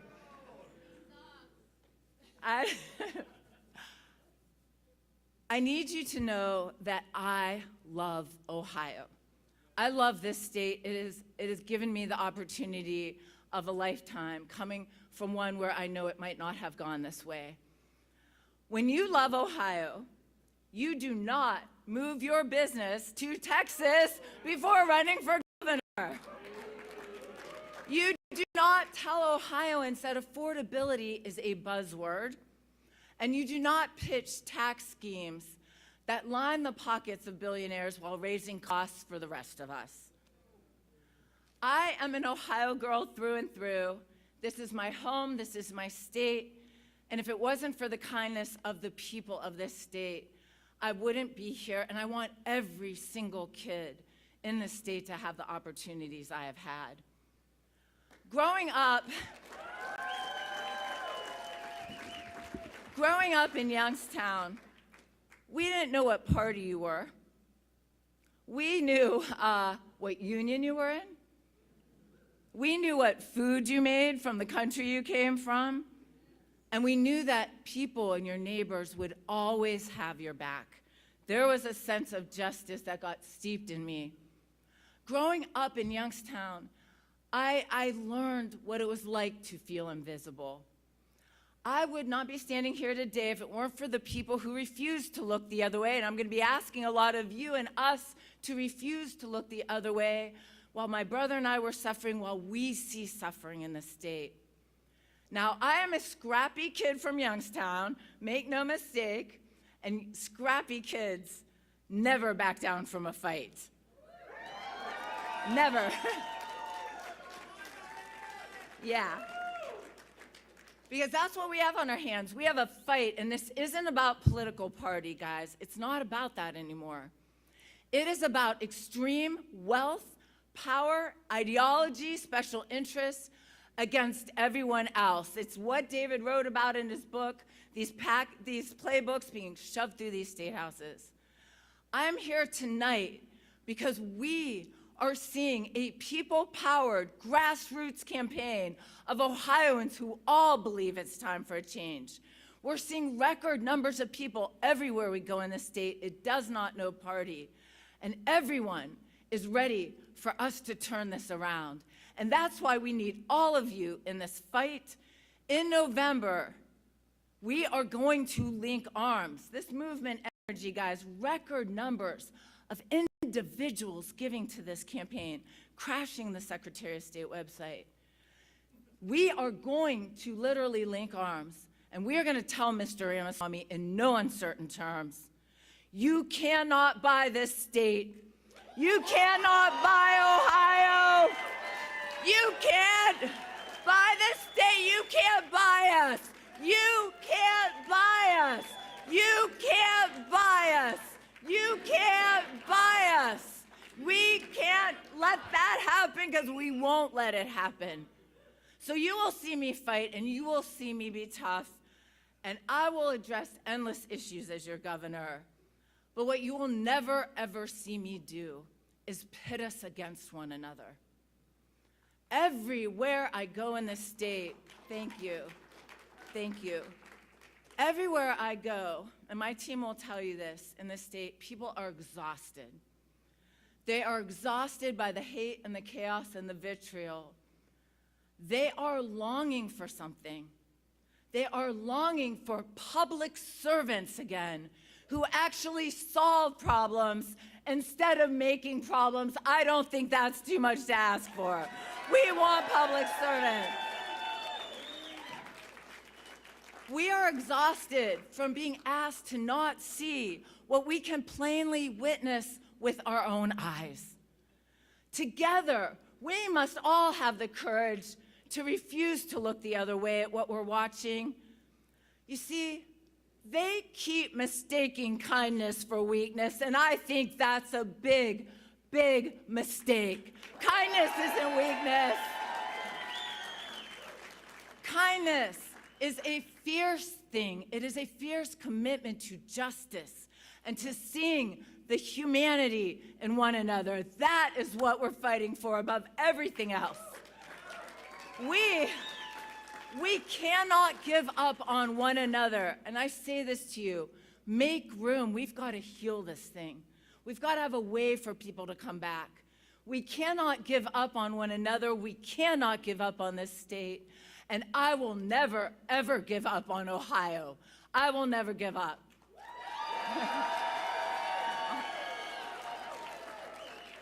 So, I believe in the promise of this great state, and we are going to build an Ohio where everyone gets a fair shot. And every kid like me has the opportunity to reach their full potential. And when they do, they give their gifts back, and it spreads, and all boats rise. Together, we're going to make Ohio affordable so that we can pursue our dreams again, so that we can live a good life, so that we can age in place with dignity, and that we can be the community we all long to be. I am so humbled to be the Democratic nominee for governor of Ohio. It is unbelievable. I want to thank everyone here, because each and every one of you has been a part of this journey. You have let us into your lives. You have showed us unwavering support, and I know we're just beginning. But I want to share some gratitude here to everybody here today, coming out in the rain, and those who are watching us here at home, thank you. To my incredible husband, Eric Acton,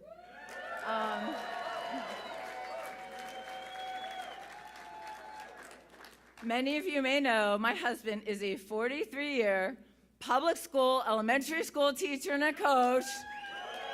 And at the same school he went to since he was 4 years old, and his mom still lives down the street.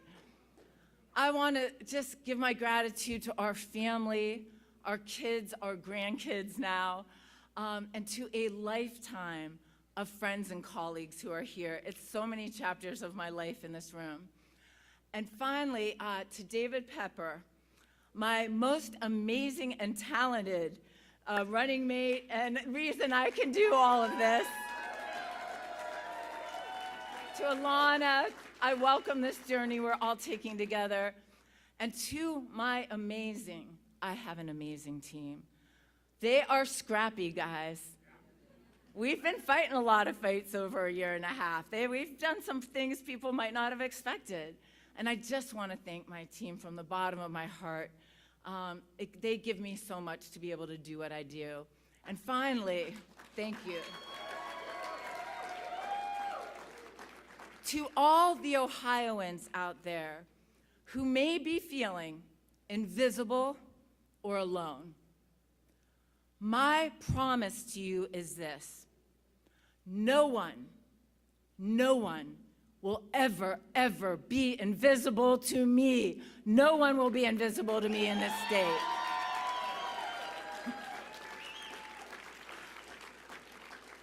Ohioans, everyone, this is our moment. Ohio is in play. I believe in the promise of this state. I see the dream of a new sun rising. I always think about our state seal, and you always watch that sun, and you might be seeing it on. That sun is rising in Ohio, and I believe in the promise. I believe it is time for a change, and Ohioans everywhere are moving in a movement. and we are going to create our future together. I need you to help me spread this word. Keep joining this fight, actonforgovernor.com, and I need you to know I will be fighting with you every step of the way. Thank you, everyone. Let's go do it. Thank you.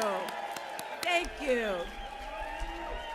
Ohio votes continuing now as we just finished hearing from Dr. Amy Acton, the presumptive Democratic nominee there, giving her speech, accepting that nomination, and sharing that it is time for a change in Ohio, time to put working Ohio families first, is what she said, and delivering a working families tax cut, and focusing on the contrast, she says, between her and the presumptive Republican nominee for governor, Vivek Ramaswamy. She says the difference couldn't be clearer. And so we were hearing from Dr. Amy Acton there in her first speech now as the official nominee. Of course, she ran unopposed, but again, accepting that nomination now as we move forward out of primary season. We know who is going to be on the ballot in November. And they started off by taking swipes at each other, right? She said, when you love Ohio, you do not move your company to Texas before running for the governor of Ohio. And then Vivek Ramaswamy also swung at her with her leading the Ohio Department of Health during COVID and going back to her record of how she handled that with schools and closing businesses. And now this is the moment where they begin swiping at each other, because now they know there were, of course, presumptions about who would come out on top tonight. But what do you think we're going to see now that we move forward from these two campaigns? I feel like, for the most part, the swipes have been minimal, but now it's about to get serious. Well, it's interesting. The one thing these two candidates do agree on is how big the contrast is. You know, that's a through line in both their speeches, that there's a massive difference in their agendas, in their backgrounds, in their outlooks. You know, I do think it's interesting, though. So far, it's been somewhat restrained. We see a lot of campaigns across Ohio and across the nation where the attacks are outrageous and over the top. Right. And right now, the conversation is still within the boundaries of reality. So we'll see how long that lasts. We also want to talk about the Ohio 9th District congressional race, the one with Marcy Kaptur, and now it looks like Derek Marin. We have Nicole Califf-Hughes, Dr. Nicole Califf-Hughes, joining us from Bowling Green State University. This turned out pretty much the way that we expected it would, although I want to have Stacia talk to you about Josh Williams as well, because he kind of came out as a bigger name and then... Well, I think it's been interesting to watch his influence in the political sphere, because he, outside of Toledo, I would say up until a year or two ago, a lot of folks didn't know his name. They did not recognize him. But he has stepped into a lot of really controversial issues and made a name for himself in speaking up at really, really bombastic times. And if you would speak to kind of how that can play into the voting process, because you can get clicks and you can be trending on X, formerly Twitter, that doesn't necessarily translate into votes. Do you think that's what we're seeing tonight? It could be. I think this was a really interesting Republican primary because it was a really competitive Republican primary, and you kept seeing new candidates kind of join the contest, which is something unusual, because when you already have kind of like the two main frontrunners, to see additional candidates decide to join in rather than say wait another 2 years, I thought was really interesting. And I think it ended up being kind of a contest you have between Derek Marin and between Josh Williams. And I think people kind of saw one in the news a lot more than the other. And he became very well known for his public stances on some of the more controversial pieces of legislation proposed in the Ohio legislature and just some of his larger statements. And I think he took a risk, and that can sometimes work in a primary race to kind of set yourself apart. But I think what a lot of people in the 9th District were looking for, if you were a Republican, is someone who is competitive against Marcy Kaptur.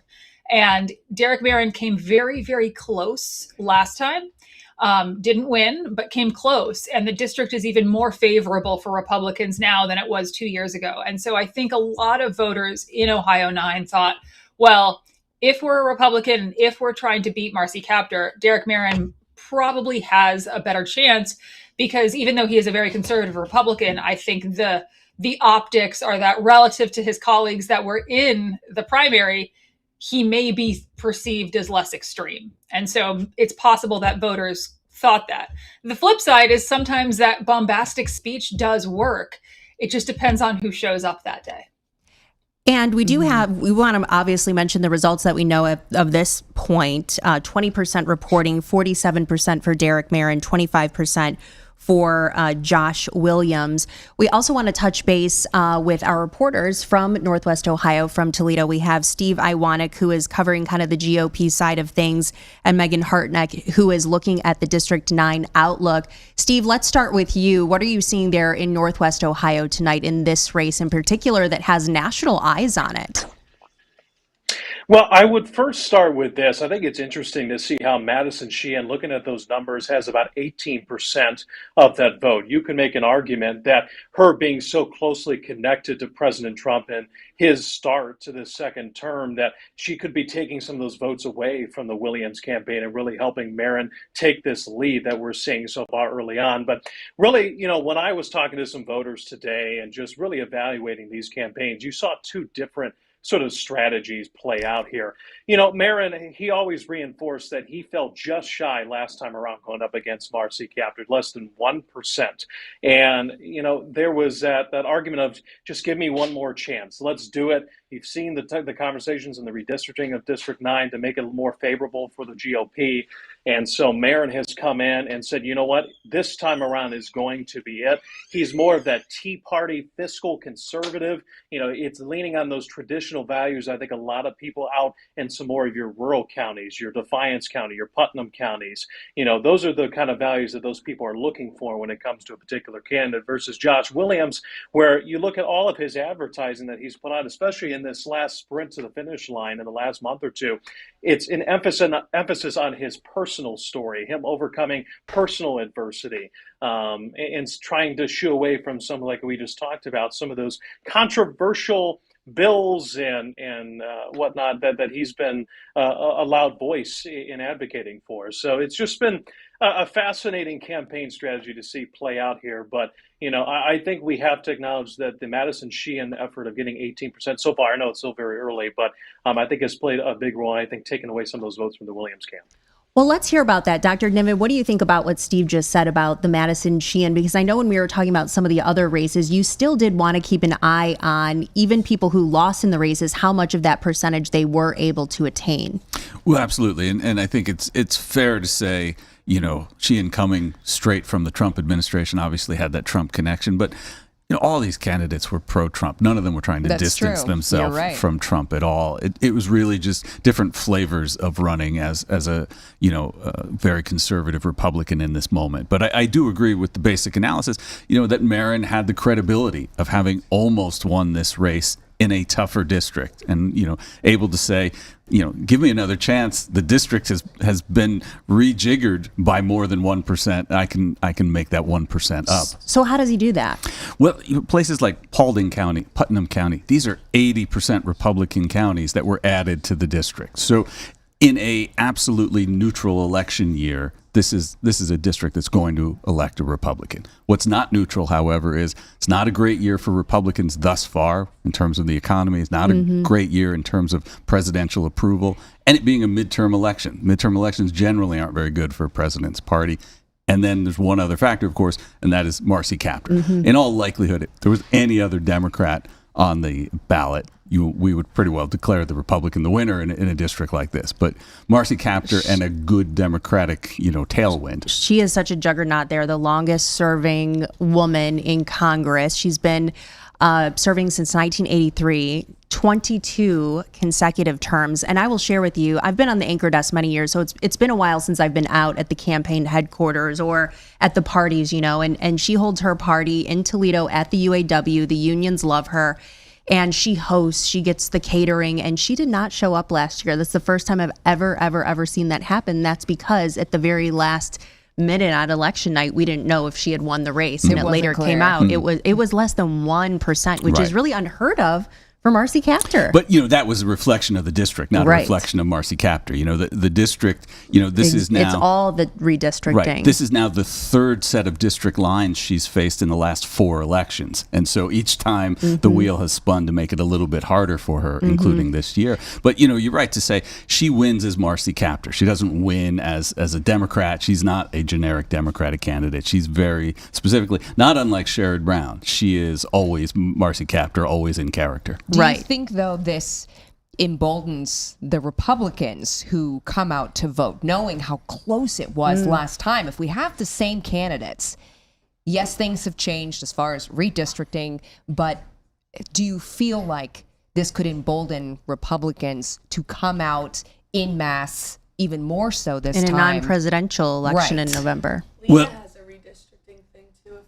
okay. This is clearly the Republican opportunity statewide in terms of, they redrew the Cincinnati district, the 1st district, and the Toledo district, the 9th, to make them more favorable.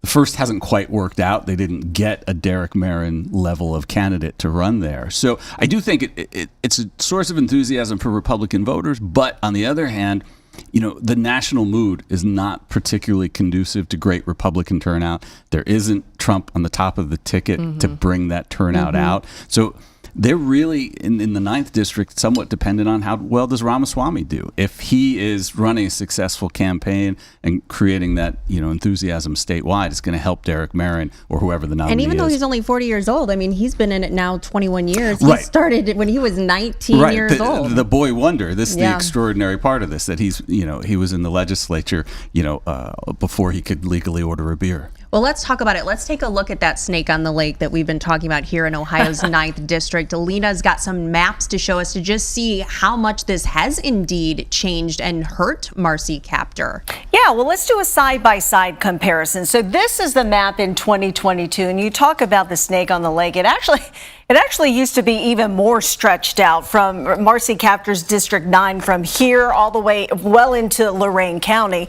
But this is what it looked like, this map looked like in 2022. So there are actually 3 districts that changed significantly. We're talking District 1, which Dr. Niven mentioned, the Cincinnati area.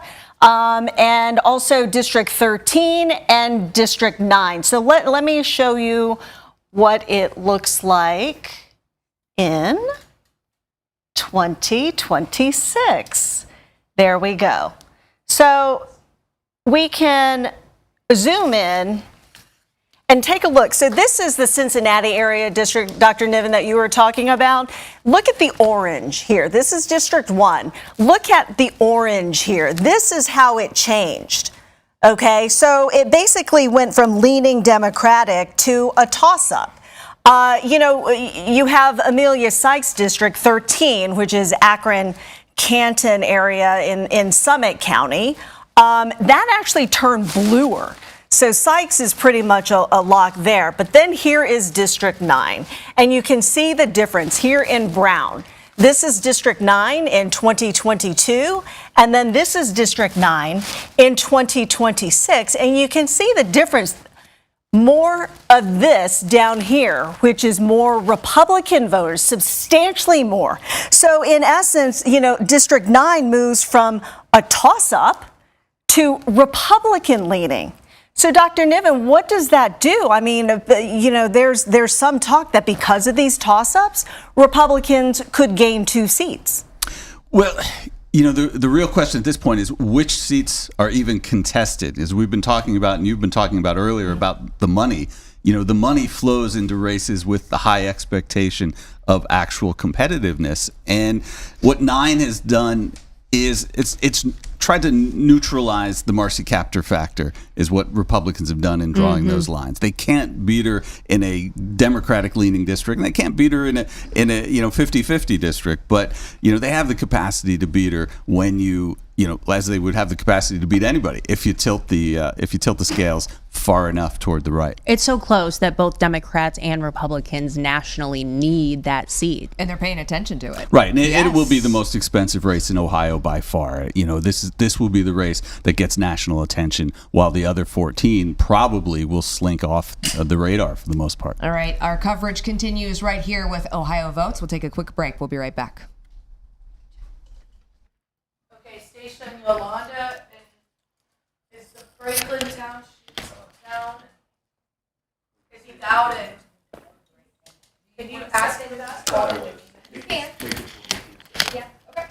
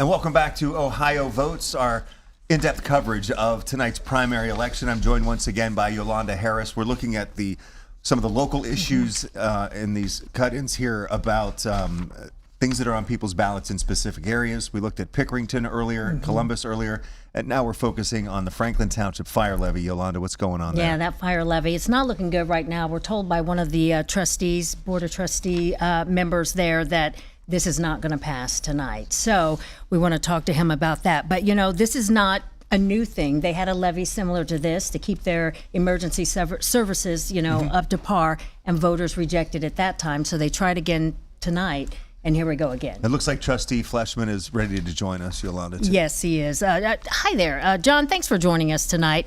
Let's talk about this. Why do you think voters rejected this once again? What do you think's behind it? This right here. A lot of people got this misinformation in the mail, and it was fabrication that was not true in there. And I think it just put mixed messages in people's minds. What was on that flyer? Is it talking about how much people would have to pay in taxes, or what's false information on there, according to you?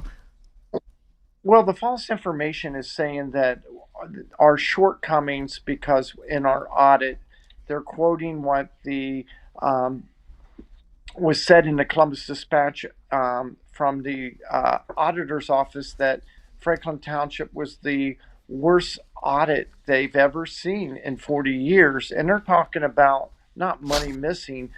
A previous fiscal officer had put things in the wrong line items.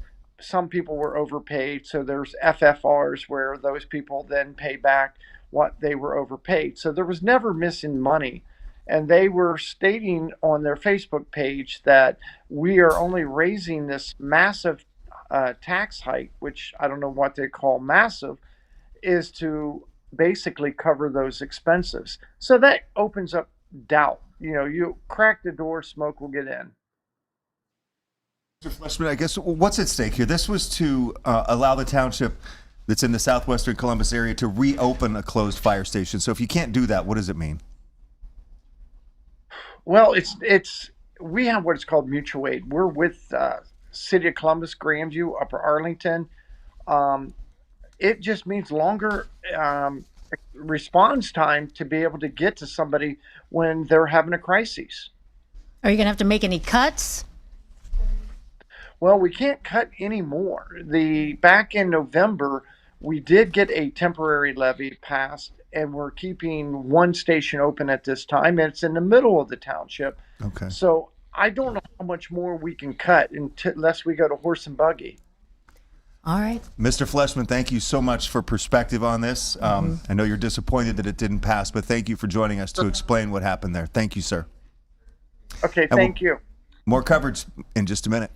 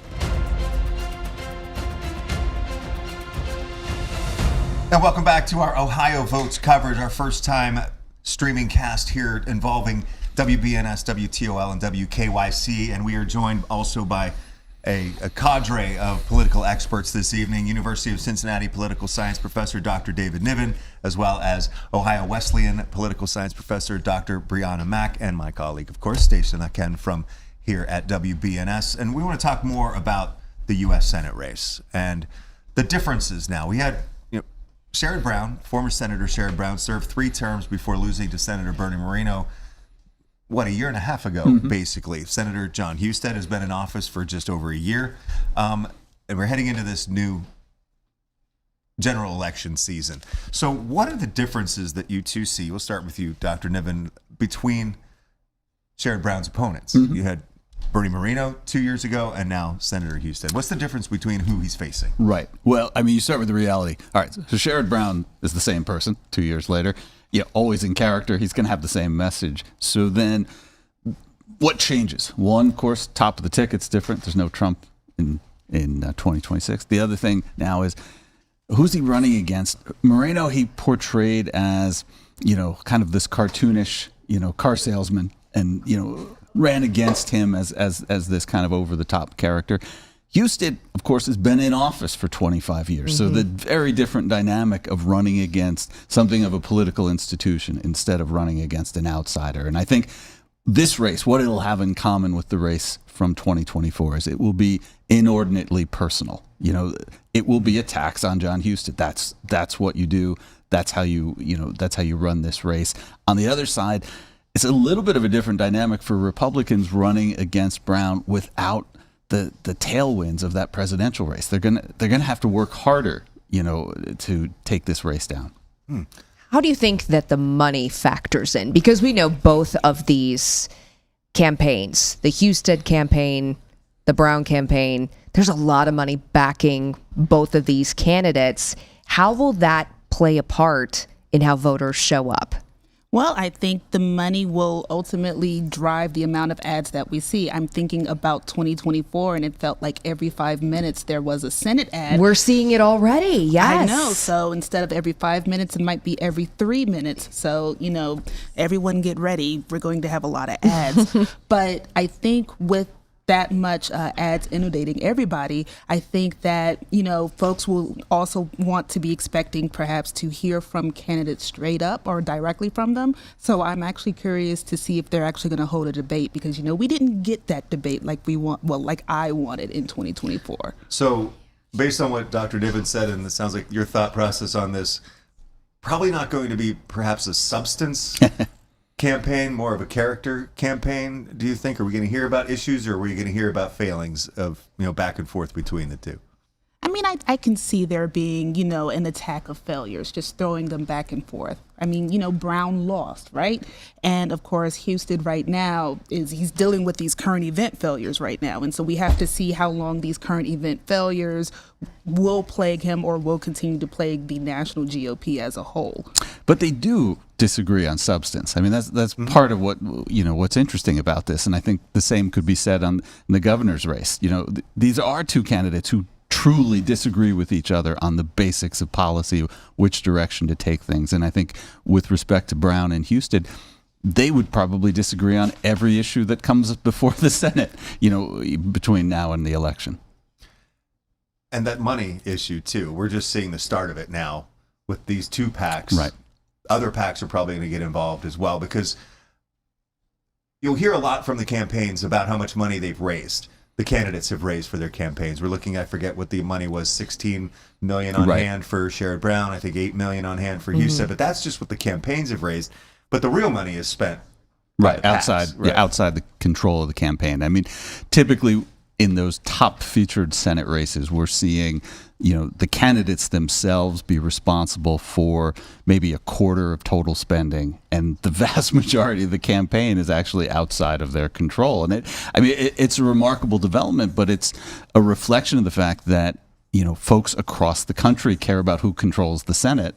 And so an Ohio Senate race matters to a Democratic or Republican party everywhere in this country. And this could be the most important Senate race of all the contested races, right? Again, they're all important, but I think closest?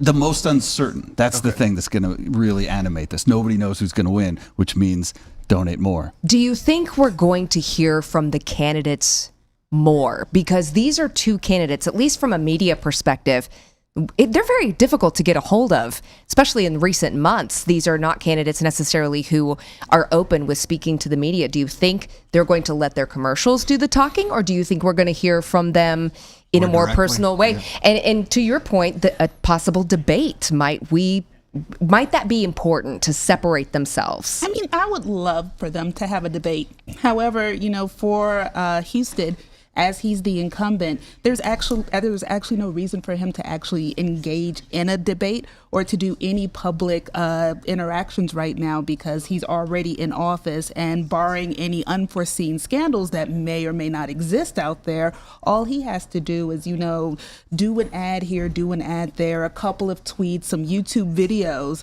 and then maybe, shake a couple hands, kiss a couple babies, and just ride out until November. But, Brown has this uphill battle of having to reintroduce himself, as well as, kiss these babies and shake hands and get this money. But Husted, as the incumbent, he has laurels that he can rest on that Brown no longer has. I want to hear from both of these folks. I mean, you are our political reporter, Doug, and I feel like when Husted was lieutenant governor, he was very accessible to the media. And as a senator, he's been a little tougher to engage with. I found that it's come in waves, really, because he put forth his, I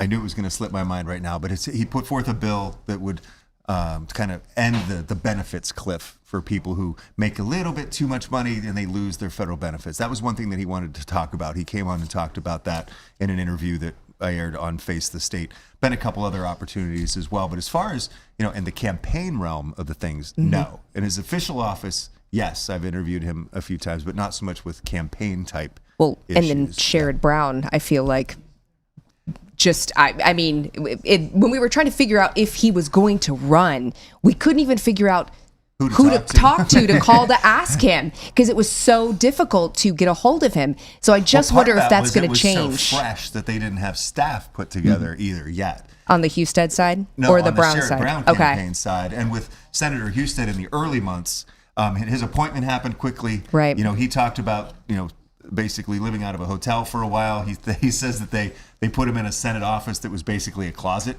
for a while. It probably wasn't a closet, but it was like that. It was like, hey, here's a temporary space. Start working out of here. You don't have no staff yet. And so it was difficult, but he was just trying to get his feet under him in Washington in a brand new position without a full staff yet. Is there a benefit to hearing from these two candidates, or do they just go in the direction of letting the commercials speak? What's the benefit? I mean, certainly on Husted, even though he has been in statewide office in Ohio for 16 years, he's not actually all that well known by Ohioans. If you asked the average Ohioan, the polling shows they don't know what to associate him with. They don't, what defines him.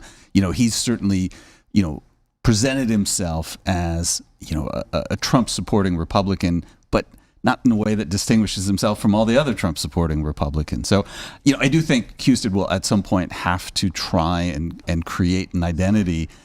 Brown has done that over the course of his career. He's, talks about the dignity of work. He talks about, these kinds of things that are always in his message. Pro-labor things. But, obviously they want to control the setting. So they'd love for you to come and Brown would love for you to come and record him talking to, senior citizens at a discussion or something like that. That is true. We do get a lot of invitations. You see them from around the state, hey, former Senator Brown will be talking with Ohioans affected by such and such an issue in a roundtable.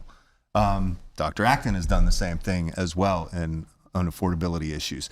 We're going to go back to Lena Lai right now as we continue this discussion on the U.S. Senate race and looking at some of the numbers coming in from tonight. Yeah, let's take a closer look at some of the results. Of course, Sherrod Brown, the projected winner of the U.S. Senate Democratic primary in all of Ohio, 89.9% versus Ron Kincaid with 10.1%. And we all wanted to see how strong of a win did Sherrod Brown get tonight. So, let's take a look at some of the Democratic strongholds. You have Cuyahoga County, 94.7%. Let's take a look at Franklin County, 90%. Ron Kincaid, 10%. Let's take a look at how he did in Cincinnati, 90.8%. Let's see, check our friends in Lucas County, 92.7%. And as I talked about earlier, what I was interested in trying to see how things unfolded tonight. By the way, this is total is 47% reporting for all of Ohio. I was interested to find out how Sherrod Brown would do with his Mahoning Valley base. So we take a look at Mahoning County. 88.9%. Ron Kincaid, 11.1%. Trumbull County, 88.3%, 11.7% to Ron Kincaid. So I'm wondering, Dr. Niven, does this say anything, or are we splitting hairs here? It's a little something. It says, that Brown was not seriously, pushed by this campaign, and that, the default setting was certainly to support him. Still, I think, breaking 10% against him is a slight, matter for concern. You want to dominate in these elections full tilt, of course. And Lena, why don't you come back over here when you get a second, and we can continue the discussion with Dr. Niven on these numbers, because we were looking at that same kind of situation with the gubernatorial race as well, with Vivek Ramaswamy. The latest numbers we saw from that was, I think, still about 85 to 15% over his Republican opponent, Casey Putsch. Right, but the concern there with losing 15% to a relatively unknown candidate, certainly somebody who didn't have the money, didn't have the the infrastructure behind them, are some of those folks going to stay home in November? Are some of those folks going to vote Libertarian or do something other than back Ramaswamy? You don't know, obviously, what those Kincaid voters against Sherrod Brown, are thinking, but it seems less likely that that's, a protest vote that's going to leave them out of the equation voting in November. They just wanted Kincaid to win. Or, certain people are kind of just picking names, out of a hat, and that's going to happen sometimes. And Lena's back here at the table with us. And of course, one of the big things that is probably going to be an issue in the Senate race is the First Energy situation that sent Speaker of the House, Larry Householder, to prison for 20 years. Big scandal, the biggest bribery scandal in Ohio political history. And Lena, you're talking about the timing of this now, because we just had a trial that ended without a verdict. Yeah, in a mistrial. And so the former executives, the CEO and vice president of First Energy, Chuck Jones and Michael Dowling, they were up on state corruption and bribery charges that ended in a mistrial. But that retrial is now scheduled for September 28th.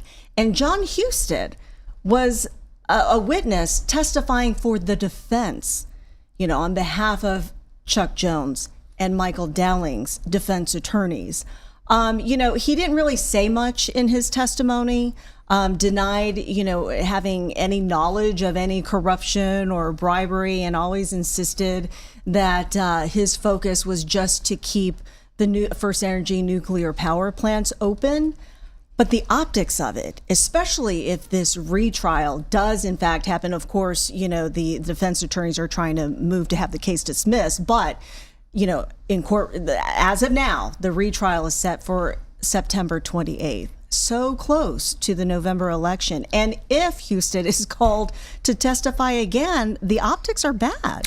They're awful. They're absolutely awful. To be testifying in a bribery trial where, in effect, you were one of the bribed parties, to be testifying for the defense. There's really nothing you would less rather have, with respect to talking earlier about media availability. Well, this is the absolute worst availability in the world, and you can't choose whether you're going to be there or not. And the other aspect of that, of course, is as energy prices skyrocket, the last thing you want to be is in a conversation where even in the most generous reading is you voluntarily raise the prices of energy on Ohioans. Even if you take bribery out of the equation, there's still a matter of moving $1 billion out of Ohioans' pockets and putting them in First Energy's pockets. And when we talked about the first trial, it was the timing a couple months before tonight's primary wasn't probably going to linger too much if it had been settled.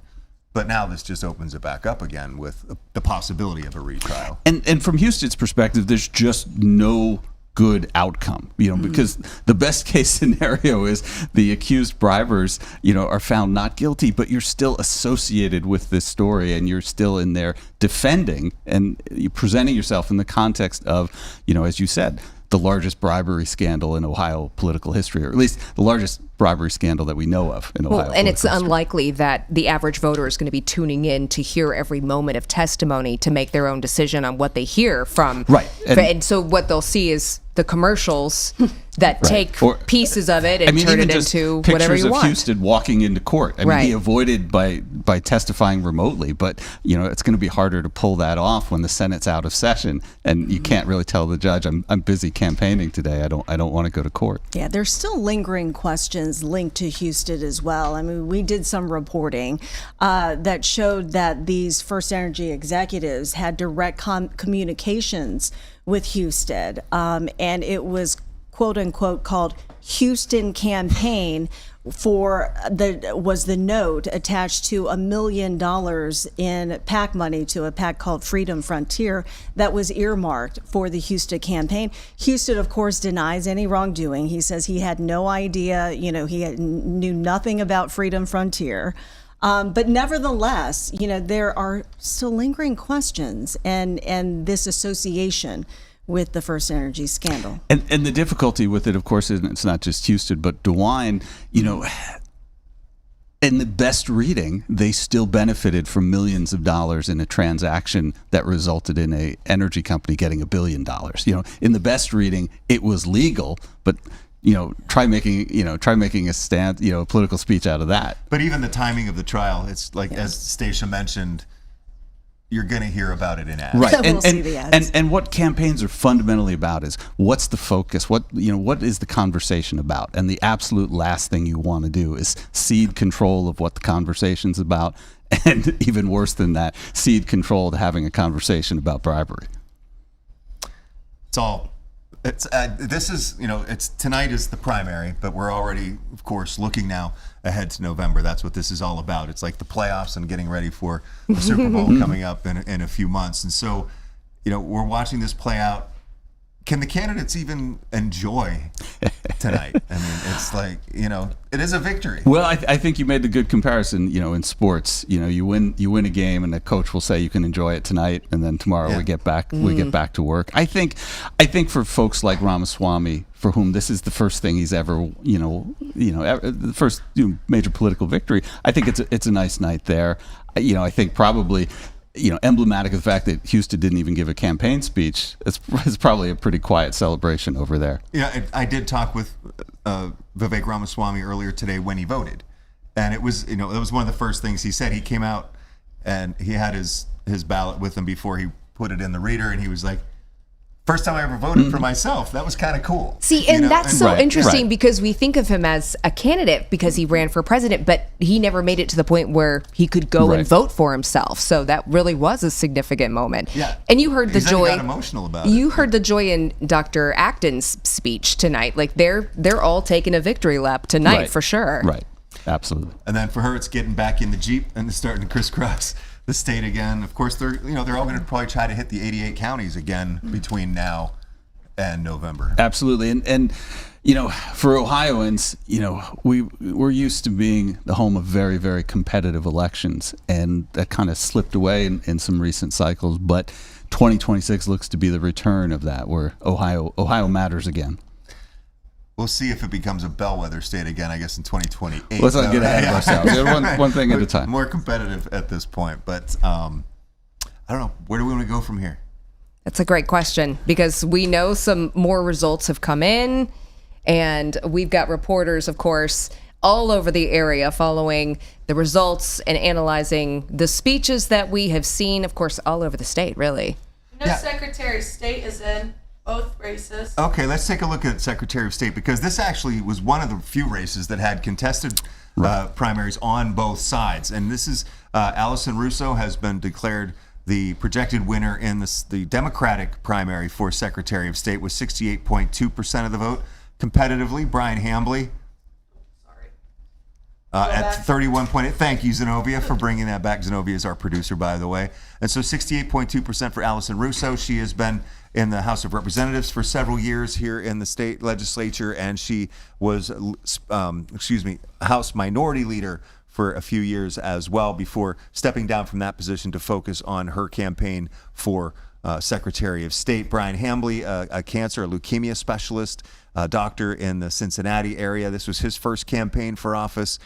He has been a vocal advocate for fair ballot language, as well as talking about gerrymandering as well. But tonight, the victory goes to Allison Russo to see who she will face off against in the Republican primary. If we can get back to that now as we head over to Secretary of State on the Republican side.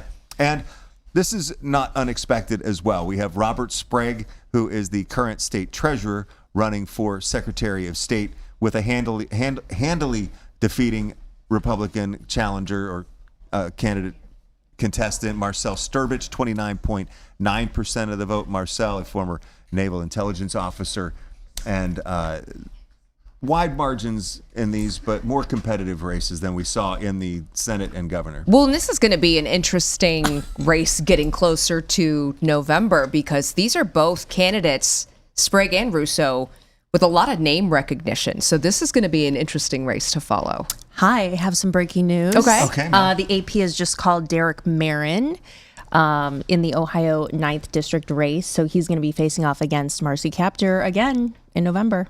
And here we have some information about Derek Marin on the screen for you right now. He served 4 terms as a state representative for the Toledo area, 2016 to 2025. As Mel has been saying, he lost to Marcy Kaptur by just 2,400 votes in 2024, and he was the mayor of Waterville from 2008 to 2011. So a successful state representative as well, and a good candidate to face off against Marcy Kaptur in the fall. Yeah, we talked about that. There's the snake on the lake that's been creeping towards Marcy Kaptur, getting away from her in several election cycles. So it seems as though the GOP has said Derek Marin came so close last time, less than 1% of difference, and we want to try him again. All right, let's get to Lena real quick for a couple numbers from District 9. Yeah, it's pretty interesting. I was taking a deeper dive in, and Mel, you can weigh in and give us any insights because if we take a look at zoom in and take a look at the results. So Derek Marin, the overall projected winner in this Republican primary. But then if we start taking a look at, here we go, in Paulding County, Josh Williams, with 46%. That's Defiance County. This is Williams County. Fulton County, Marin with 49.6%. Henry County, 50.7%. But here, Ottawa County, Madison Sheehan. We got to take a quick break, guys. We'll be right back. Sorry.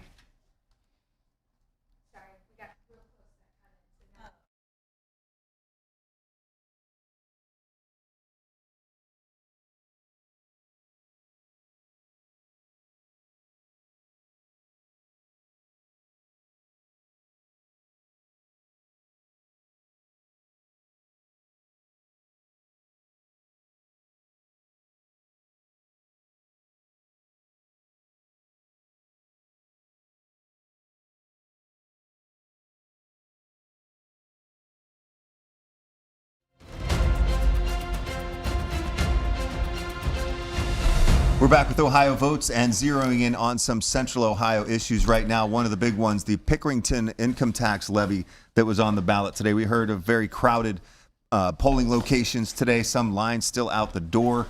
Jeff Hogan joining me now with more on what's happening with that situation. Economics, Doug. You can't run your household at a 4-year deficit and expect to come out in good shape, right? So Pickerington Schools has been running at 4 years in deficit, and they're projecting to be in the hole by a lot of money. So they've got an income tax levy on the ballot right now, and it's not doing very well. We're going to go out to Kat Simon right now. And Catherine, what can you tell us about what you know about where these numbers are going? This is a 2-county deal with Franklin and Fairfield. Much more activity from Fairfield County, where Pickerington local school district is largely situated. Yeah, Jeff, still awaiting that official result. At the polls this afternoon, we did see large crowds out there. Talking to one of the poll workers there, they said it was a very large turnout for a primary like today, and he suspected it was this levy that was drawing so many people out. So here's what we know. It would be a 1.25% income tax in addition to the current 1% income tax that the district collects. Now, the district says they've been in a deficit for 4 years, and if this doesn't pass, that cuts will be happening. Now, the superintendent saying the money that's generated is in order to keep all the programming that they have and to prepare for growth in the district. They say that they're anticipating an additional 1,000 students within the next 3 years, so this is to prepare for that. Jeff? For that. Appreciate it, Catherine. Thank you. And I know that it's been a busy polling place. We've been looking at some of the numbers coming in, and it's about 70-30 against this measure right now. And this is different because, all these tax levies for schools used to come in the form of property tax. Mm-hmm. Everybody got mad at property taxes being raised through the roof, so now they're going after income tax to try to do it that way. It protects people who are on fixed incomes and things like that. There wasn't going to be charged, or people on Social Security were not going to have their Social Security income taxed on that level, the 1.25% extra.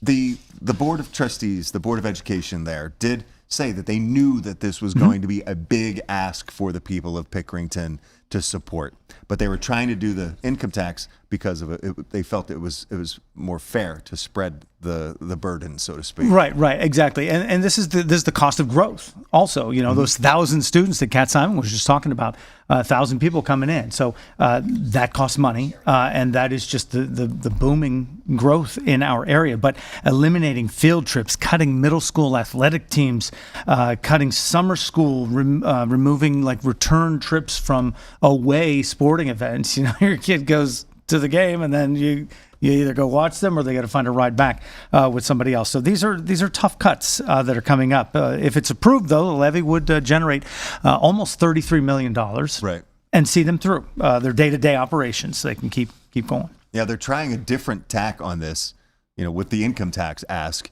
So you wonder if is it going to have to be another back to the drawing board, figure out a different way to do it, because the growth isn't going to slow down. Those 1,000 students are likely going to come there. It's one of the fastest growing school districts in Central Ohio, I believe, at least.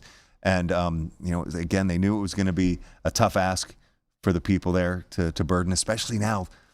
Gas prices so high in just the last. Well, you name it, and everything, yeah. And the tough cuts will have to be made because, like I said, it's about 70% voting no for this so far with the early numbers that we have right now at this point, and that means a reduction in staff, increasing participation fees, all those things. 84% of the budget for personnel in Pickerington. Right. Back with more coverage in a minute.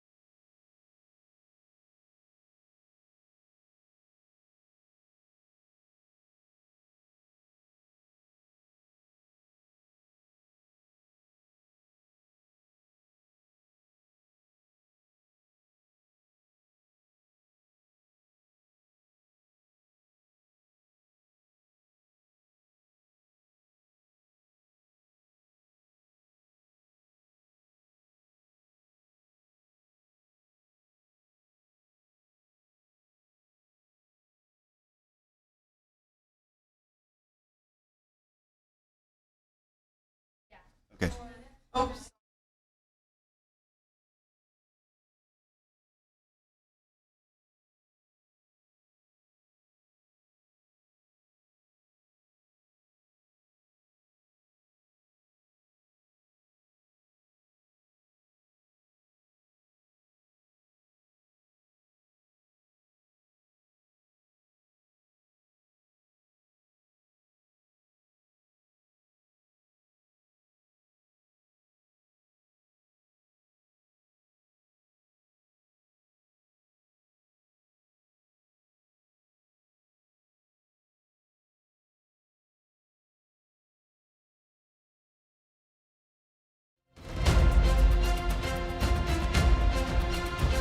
Welcome back once again. Ohio Votes 2026. We are now looking at a lot of the results that have been coming in for races across the state, both federally and also on the statewide level and locally. And right now we're focusing on congressional races right now. We're going to go to Lena Lai at the touchscreen monitor, looking at 3 of the races that we've been following this evening, starting with House District 15 in Central Ohio. Lena? Yeah, for this Democratic primary, we're looking at Don Leonard with 52.7%. Adam Miller was 47.3%. We only have 43% reporting, but while a lot of other races have already been called, this one has not, because as you can see, it's just so close. If we want to take a look, yeah, I mean, there isn't anything necessarily that jumps. Oh, okay, well, here we go. We did like a switch. Okay, in Fayette County, Adam Miller was 64.4%. You also wanted to look at Congressional District 3 with Joyce Beatty, 70. Okay, so she is a projected winner for this Democratic primary. I think that was a no surprise there. Right, Not at Doug? all. No, she even had spoken about, I don't know, 7:45 or so this evening. So that was not a surprise on that regard. It was more of a surprise that she actually had a primary challenger, probably. And yeah. District 9, of course, we've been watching very closely, a very key district in nationally, even not just for Ohio. Absolutely. So, as Mel mentioned maybe about 20 minutes ago, AP declaring Derek Marin with 43% the projected winner of this Republican primary. And so we were digging into some of these areas within District 9 to see who performed best. And so here's Williams County. Let's take a look at Fulton County. Derek Marin with 49%. Lucas County, this is Marin's backyard. Same goes for Josh Williams' backyard. So the fact that he, couldn't even rally his own backyard, that pretty much sealed his But fate. did Williams win Williams County? That's Right. the question. But this was what I thought was interesting before we went to local cutaways. Madison Sheehan, this Ottawa County, that is her home. So she had more, 38.3%. To Derek Marin's 34.6%, with 97% reporting so far. So I'm just curious to know, what does this say? Because when you have, 46% of voters not wanting Derek Marin, what does that say about the strength of Derek Marin as a candidate? Well, which one of you would like to take that one first? I'll take a first shot.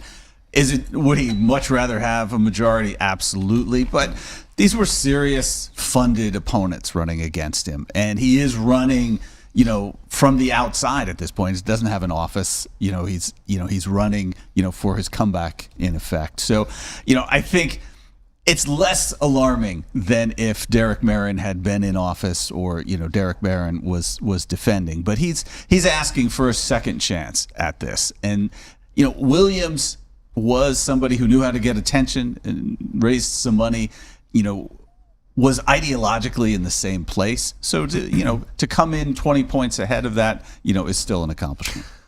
What about some of those counties that Lena pointed out where Williams came out on top, and you can't really make sense of it because they are rural Republican-leaning counties, and there's no rhyme or reason as to why one or the other would heavily win those counties. So what do you make of the difference in those particular areas? Well, I would argue that Josh Williams won probably some of those more rural counties because he has more of the demographics in common with those people there. I was doing some research on him, found out His background. his background, right? Poverty, pulled himself up by the bootstraps, went and got his GED, went and got his law degree, teaching, criminal justice classes at a college out there, so he really came from nothing and became something and is now trying to go to the House. And I think that is the type of story that could resonate with people, right? And also as a representative, he was quite prolific. He is quite prolific. I mean, he's still serving in the state House. I believe he has now introduced more than 100 bills. Yes. And on a wide range of topics. Right, and too. he is not shy about taking stances and letting folks know about them. And, some of this, of course, this was such an opportunity. Why is there a competitive primary there? Because Republicans smell this opportunity of a district that was drawn to be easier for Republicans to win. Now, Derek Merrin had a fairly successful run in the state house as well, right? At one point was expected to be the speaker. Was very nearly Speaker of the House, and he was the loser in an epic game of musical chairs, as we talked about earlier. He was the loser in that game, when half the Republican caucus abandoned him, and Jason Stevens won. And Jason Stevens won. Jason Stevens has a competitive primary tonight. I believe he's slightly in the lead to maintain his seat. I was just wondering, since this is such a big race with national implications, why wouldn't the Republicans just want the one candidate? I think they absolutely would have wanted that if they could have achieved that, but egos get in the way. And even in a big race like this? Absolutely. I mean, Merrin thinks he's earned another run, given how close he came.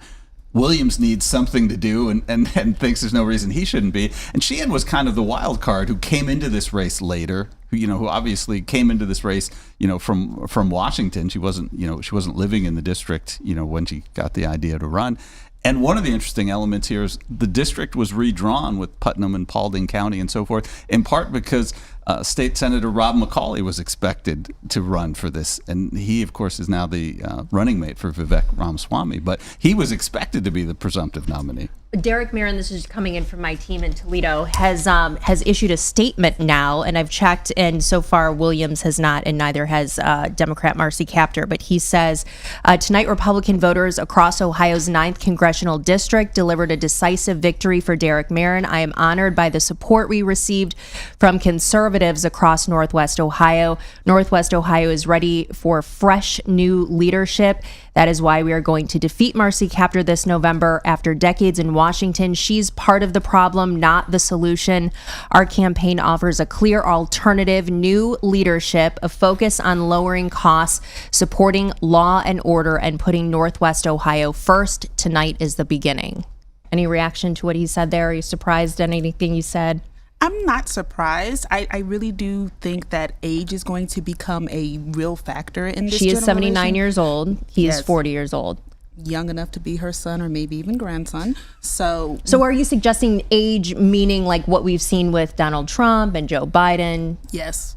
80 years old. Yes, and so I'm happy that 2 of the 3 candidates I believe were millennials like myself. So hooray for representation.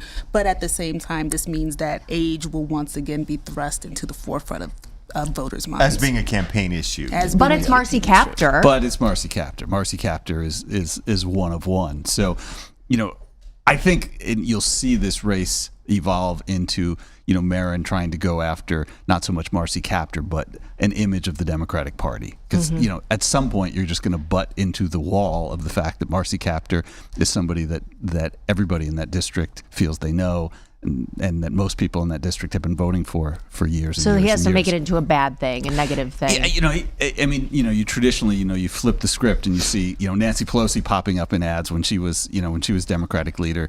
I don't know that they've coalesced entirely around one person, but they need their Nancy Pelosi of 2026 to stand in for Kaptur, because Kaptur's got too much credibility. And the way the redistricting was done, as we've been talking about, this district was made more Republican this time around. But even in the last election, it was still considered a Republican-leaning district even before this, and Kaptur still won. And I think how did she pull that off? Is it because she's so well known and maybe she does great, constituent services or something? Well, she has the capacity, and Brown showed it for a very long time, to outrun the rest of her party's ticket. And that's the only way you survive in these kinds of situations, where you are more popular than your party. Okay.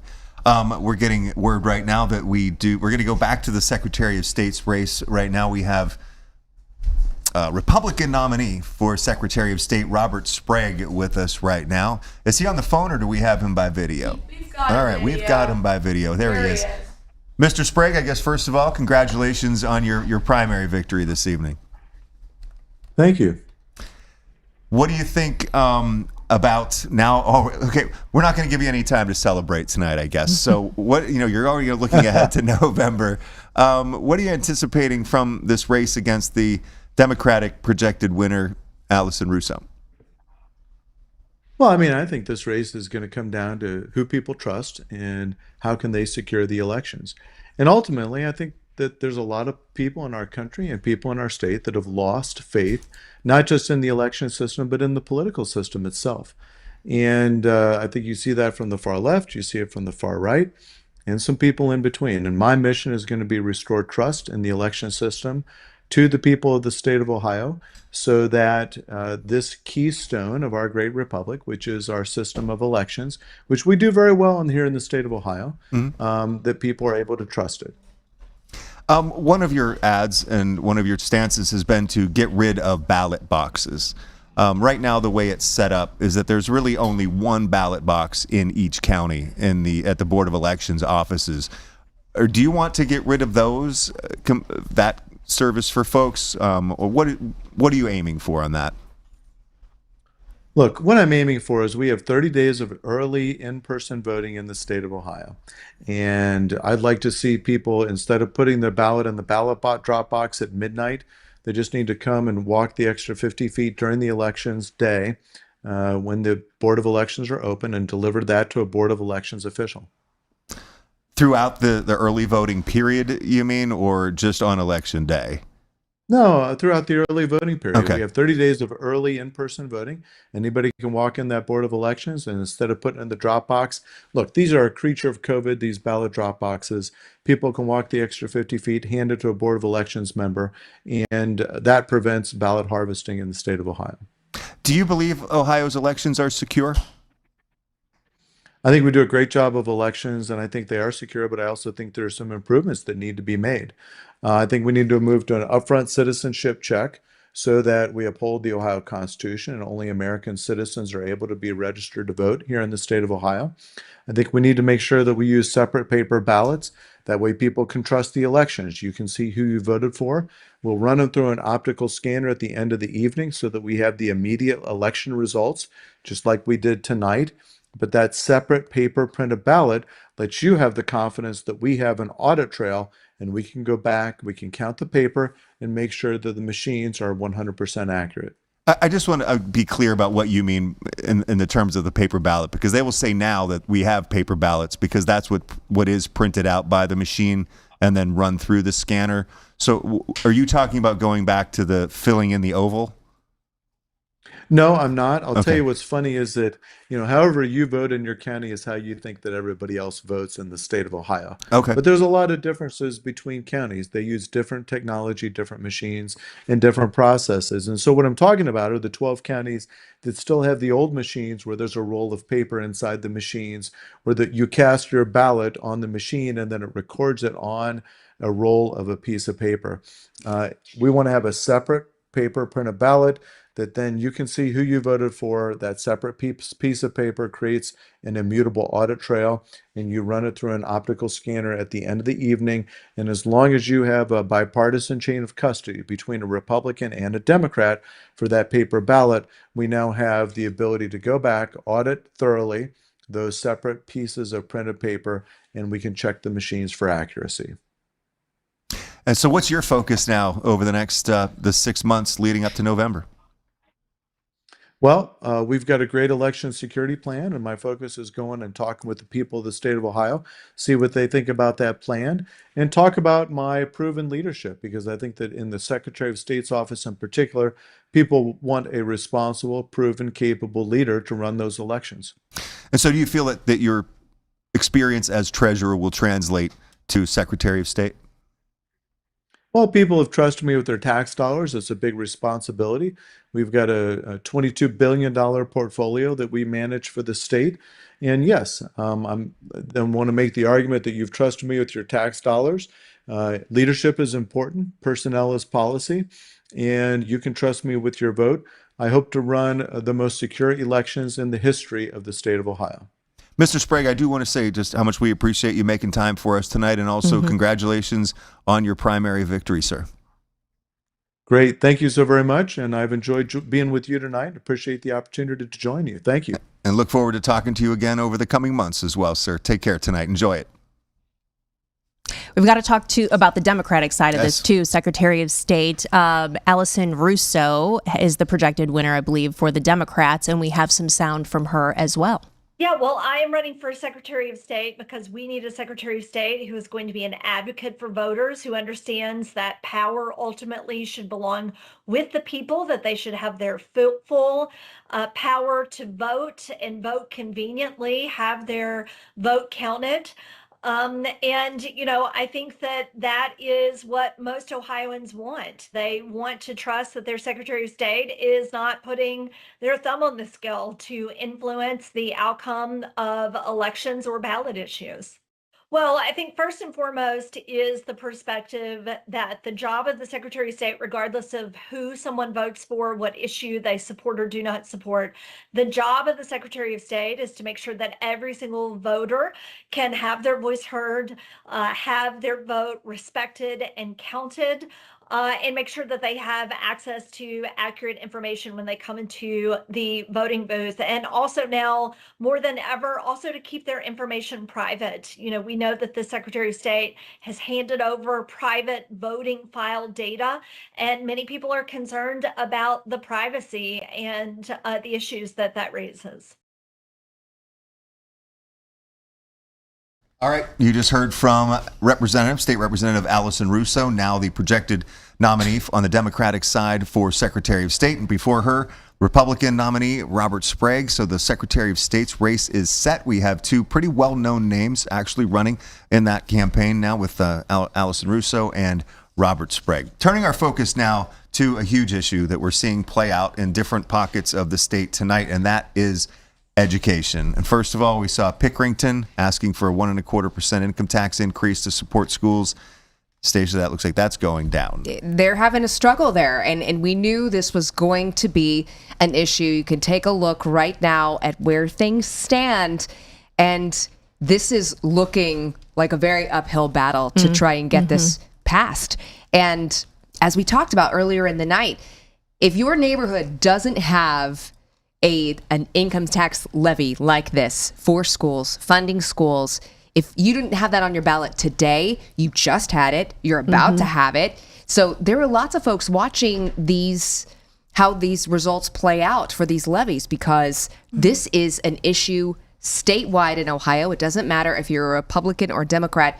Everyone cares about this issue, and everyone wants to fund the schools, but I don't know that everybody understands Ohio's version of how that happens. And so when these come into play, the schools are saying, we need this money. We desperately need this money. In Pickerington in particular, they were saying that they've been running at a deficit for 4 years. 4 years. And people are saying, not like this.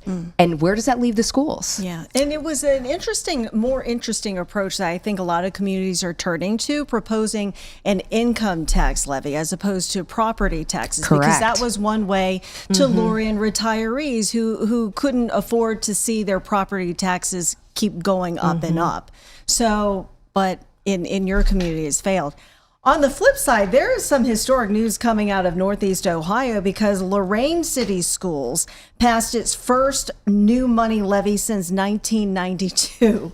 So 3 decades of never passing a levy. Now, Lorain City Schools saw, 100 plus staff members being laid off just before this May primary. And so, the community there passed it. And you've heard one. We saw the same thing with Toledo Public Schools. They didn't have a levy, but it's obviously our largest school district. They've just cut 100 positions.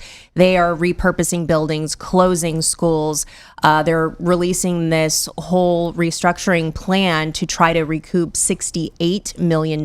We also have 2 large levies, some of our larger communities, Sylvania and Springfield schools. Those look like they're going down as well, about 60-40 right now.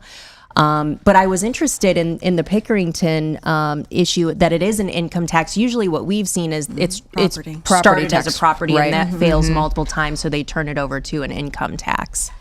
I just think that at this point, this is that storm we were talking about where all the legislators agree something's got to be done here. Everyone's saying we need relief.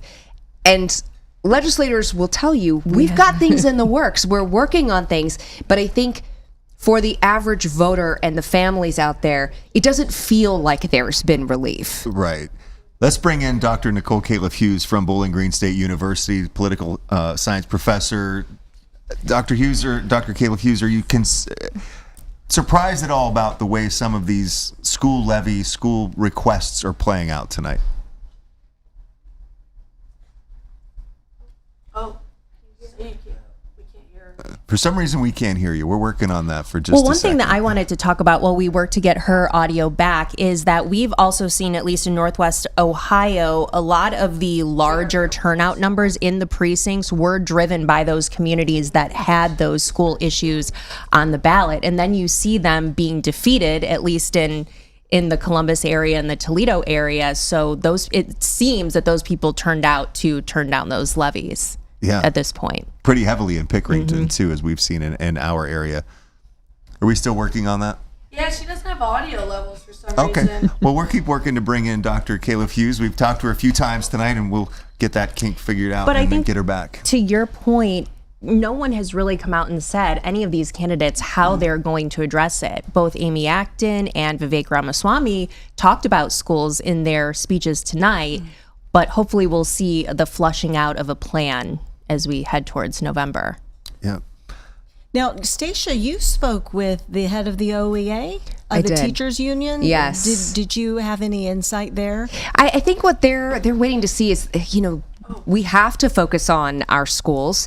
We need to figure out how to make sure Ohio voters understand how Ohio funds our schools. And I know we have some of that sound. If we could play some of that interview that we had with the president of OEA, here's what we heard. What's the solution here? That's a great question. We have to rely on the members of the General Assembly to do their job and fix this issue, the property tax issue. And that's really the power lies with the General Assembly. And they've made some promises to communities and public education. Our communities are stepping up and they're passing levies, more levies than intended because of the state not doing their part in funding public schools. They're doing other things with our money, and I can't figure that out. The General Assembly is giving money to unaccountable voucher programs across the state. They're giving out $1 billion a year, over $1 billion a year to unaccountable voucher systems. They're giving millions of dollars away to sports owners of sports teams in Ohio, rather than investing in our public schools. And the legislators on the Republican side will also argue, though, that they're giving $700 million more in this biennial budget as well towards education. The educators typically are arguing against Public that. education. Yeah. That's when you look at the real dollars, I guess. Anyway, we're going to take a quick break. We're going to go focus on some local issues right after this. Yeah.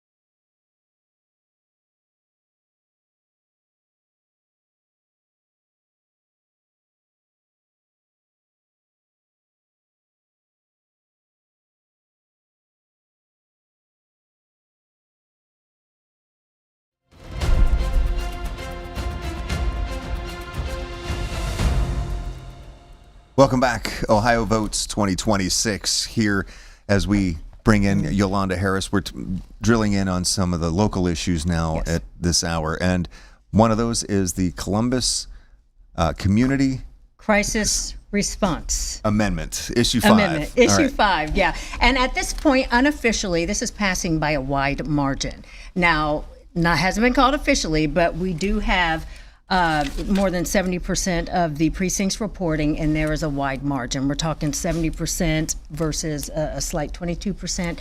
But right now, what this would do, if this officially passes, will change the way Columbus responds to emergency situations in our community. And instead of police always going, if there's a mental health crisis, a mental health emergency, this will allow trained social workers, EMTs, behavioral health professionals to respond to these types of emergencies. And if, police are needed, they will be called next. But it's something that we have to look at and treat what is the problem is. Not a crime, but a mental health emergency. Right. And this would put it into city law, right? And I believe Libby is Libby following Kathy, this, right? yeah, she's following this. Libby? Hi there. Yes, Yolanda, Doug. Hi. You can't tell right now. It looks kind of dead here in the lobby, but just half an hour ago, it was a celebration upstairs at the ACLU of Ohio. Supporters of Issue 5 gathered for a watch party. And as you said, the race hasn't been called yet, but they are unofficially declaring victory here, saying they're confident this amendment right here will now be enshrined in the city's charter, making permanent, as you said, Yolanda, this alternative crisis response team to respond in nonviolent emergencies, essentially changing how 911 calls are handled here in Columbus. So Shannon Hardin told me to think of this as a third leg of the public safety response here in the city. You have police, you have fire, and now you'll have this third group that can respond to public health, mental health emergencies, as you said, Yolanda, maybe drug overdose situation, maybe in cases of homelessness where there is a situation that needs a response, but it doesn't need a full police response. It's not a violent situation. So supporters here say that this is needed in Columbus. Now, I did speak with some opponents of this. While there wasn't a whole organized opposition group, and Council President Shannon Hardin says that is a testament to this issue, I did speak to some opponents who said they voted no because they're nervous that while right now this amendment isn't raising taxes, they fear that it could down the road because this will be coming out of the city's budget. They also said they're concerned that this could just add another layer of bureaucracy here. But supporters, including Council President Shannon Hardin, say this is absolutely needed in Columbus and the result of years of advocacy. Take a listen to what he told me tonight. Alternative crisis response is something that a lot of folks weren't even talking about 5 or 6 years ago. To see what the collective has done, educating, creating this shared initiative and shared imperative is nothing short of amazing. Tonight we are celebrating a community win, a Columbus win, and I think that Columbus will be a safer, more just city because of the vote of the people tonight.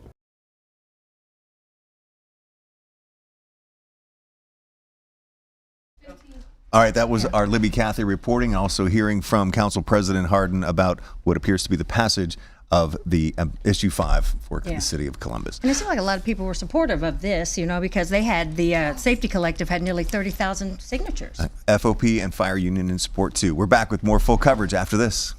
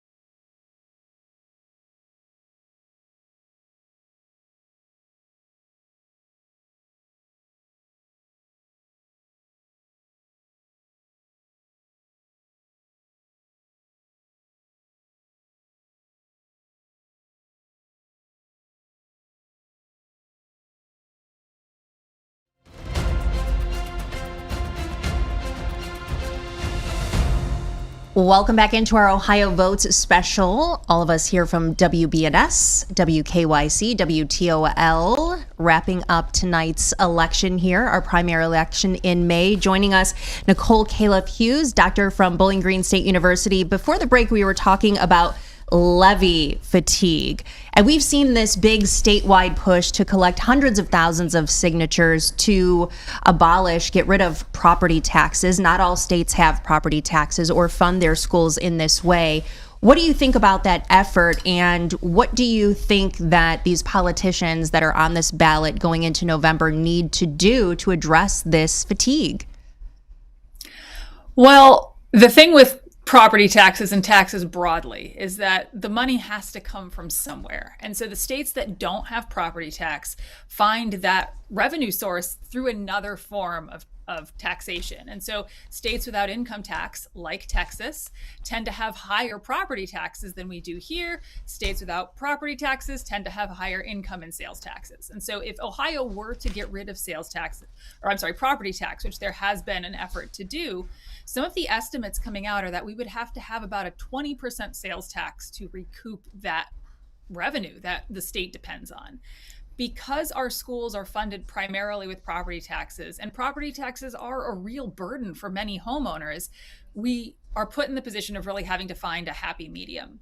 We cannot just get rid of all taxes without another revenue source, but we're putting an increasing burden on school district residents and communities because we fund our schools this way. And the legislature has really struggled to come up with a meaningful policy solution and to adequately fund it. And the problem is, as schools run out of money and they start putting repairs and stuff on the back burner because the resources just aren't there, then they need to make larger and larger asks, and voters are tired of it. But it doesn't mean that the need isn't there. And that's kind of the inherent tension, is that you can't get rid of the schools.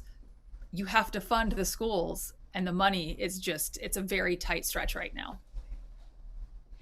You know, Doctor, we were talking about earlier that some communities are now trying, because after trying and failing so many years to try to pass the property tax increase, you know, they're switching to the approach of increasing income taxes in order to lure more retirees who didn't want to see couldn't afford their property taxes, going up. So maybe, since they don't really have as much income, in their older years, maybe they'd be more inclined to vote for an income tax levy to support schools.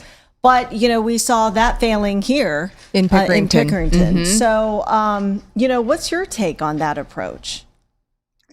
I'm not surprised that it didn't work in Pickerington. I think schools and districts may make the decision to try that if they've failed property tax levies for years.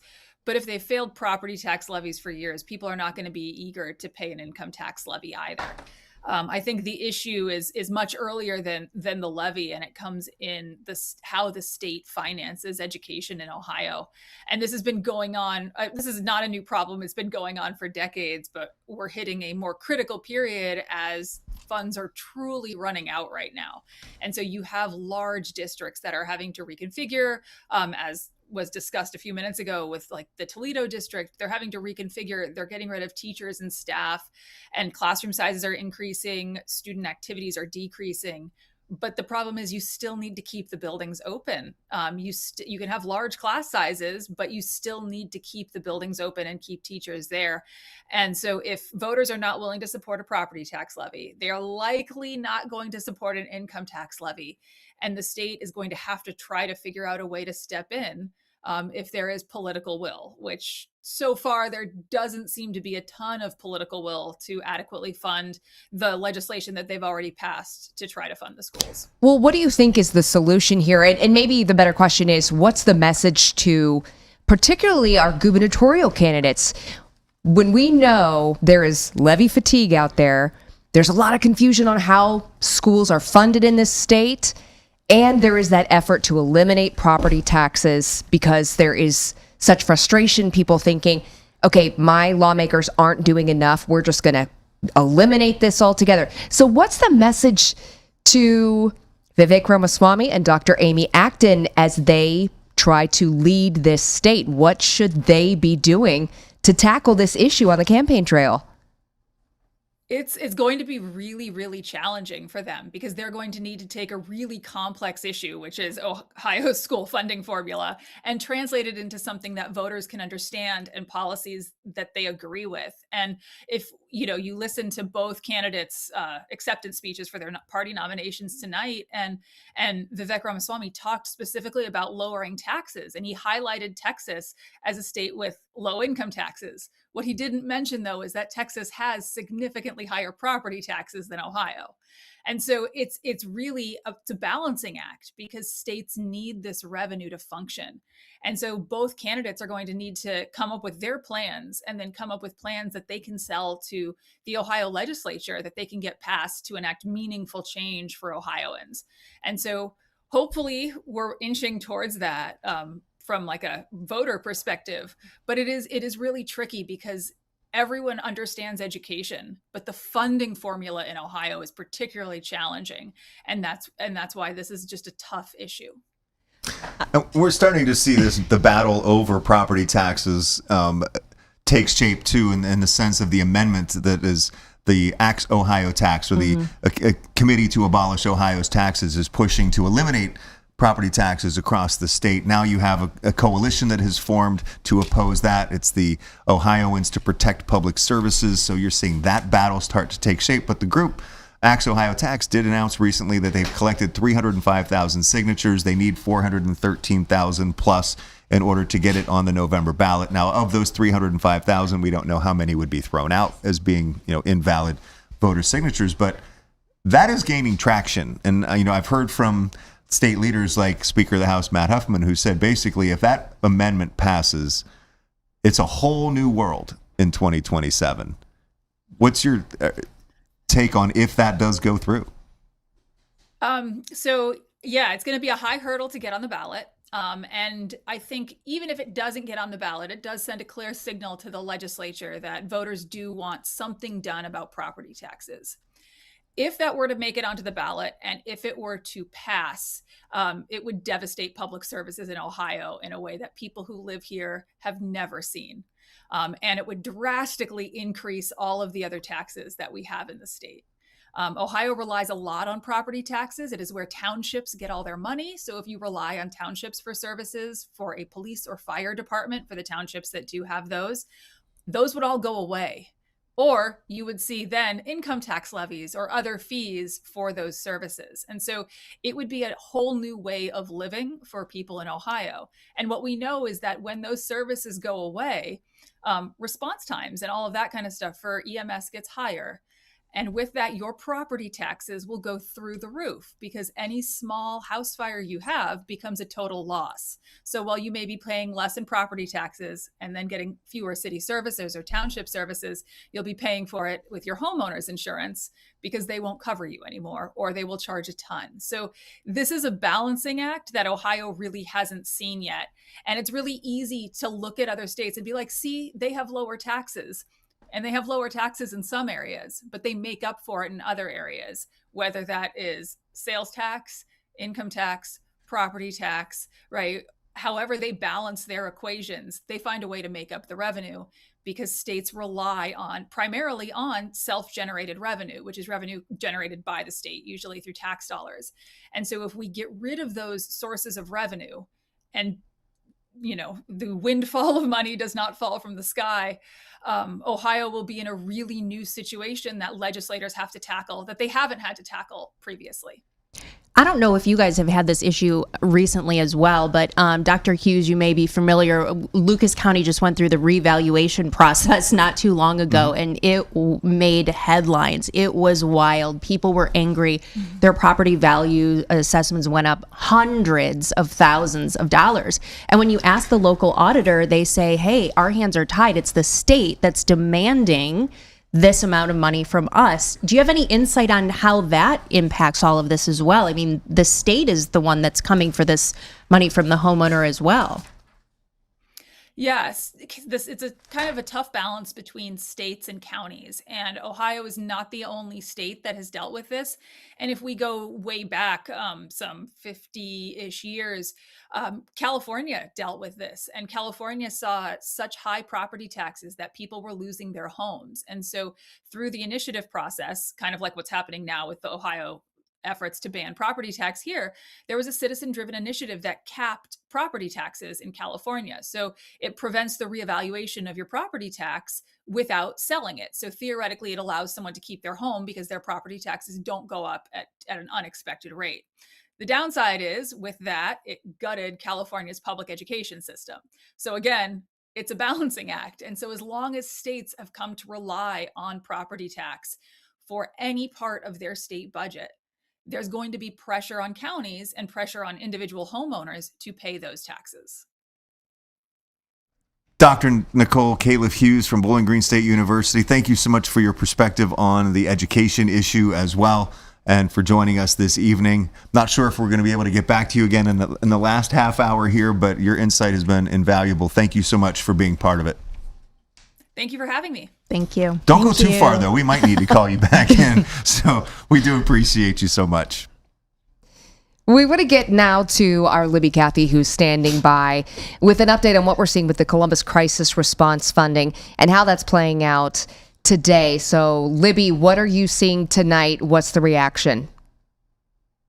Stacia, you can't tell right now. It's pretty quiet, but just a half hour ago, supporters upstairs at the ACLU of Ohio who backed Issue 5 already declaring victory, saying they're confident that this amendment will now be enshrined into the city's charter, creating an alternative crisis response team, changing how 911 calls are handled in the city. Now, we have been talking about this all night, but just a quick reminder, this would essentially create a third arm to the public safety response here. So instead of fire or police responding to certain non-emergency calls, you could have trained social workers and behavioral health specialists responding in those situations. And supporters here say this is a long time coming. They say this is needed in Columbus, but I did also hear from some residents who voted no on this issue. They say they are concerned that while right now this amendment is not raising taxes, there is no tax increase tied to this, they fear that maybe down the road, because this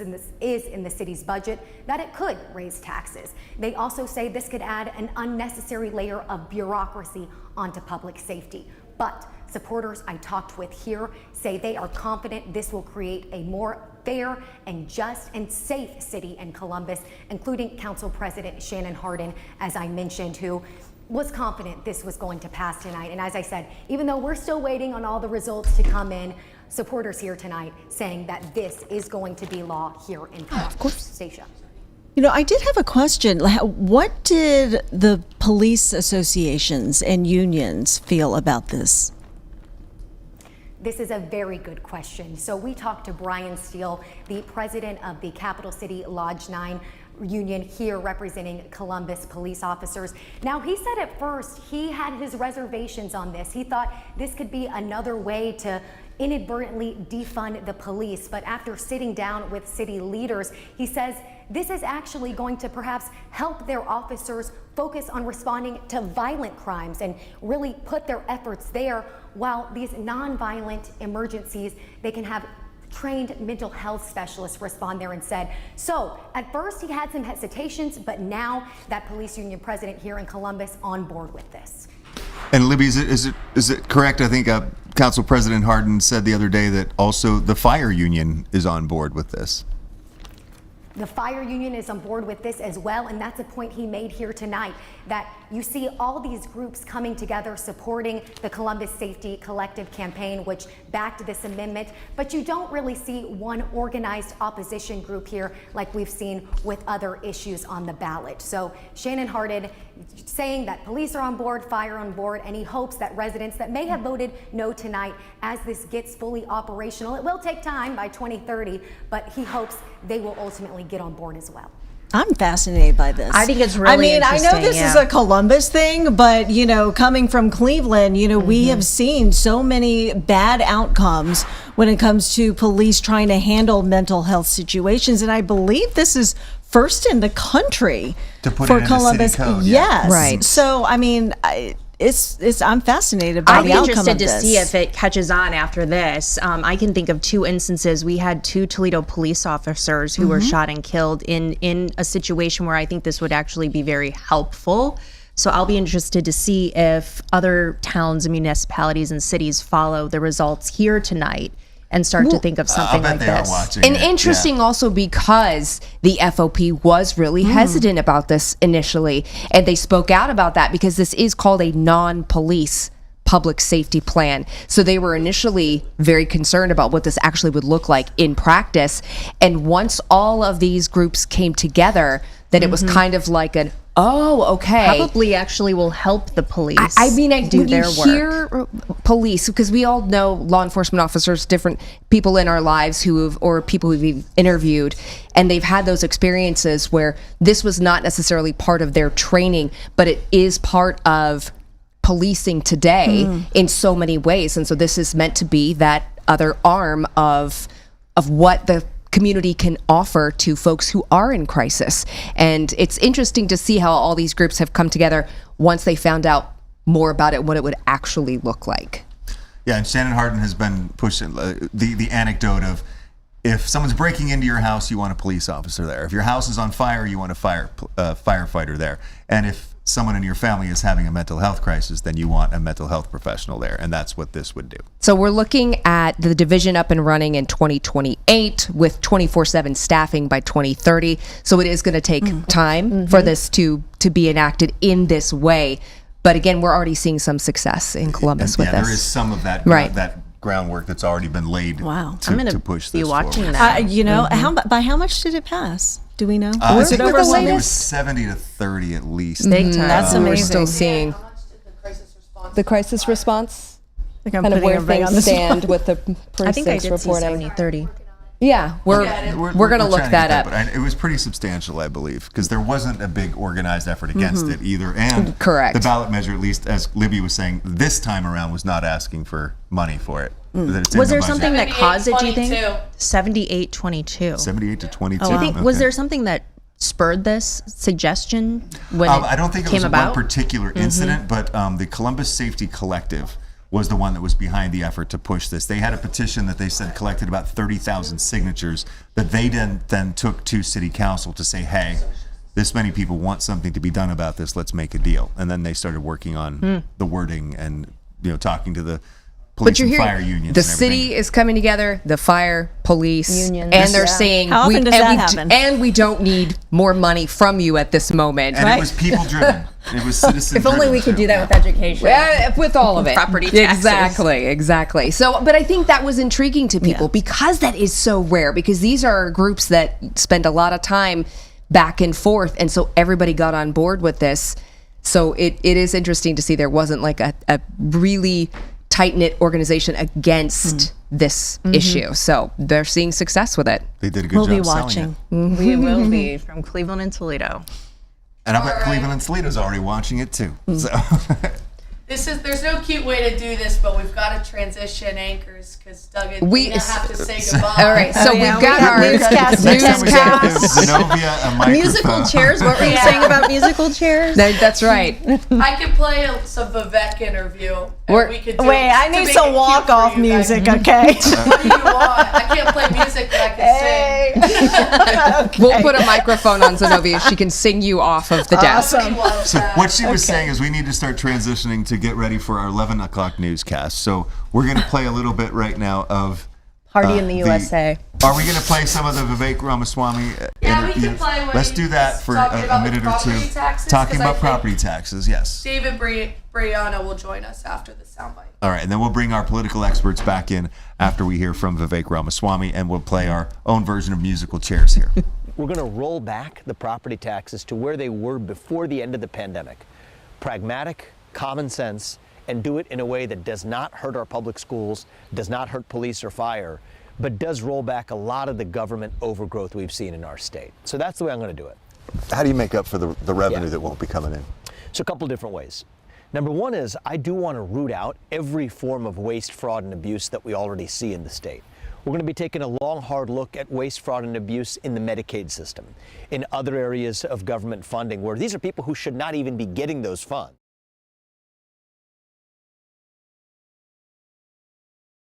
And I know that American dream exists because I have lived it.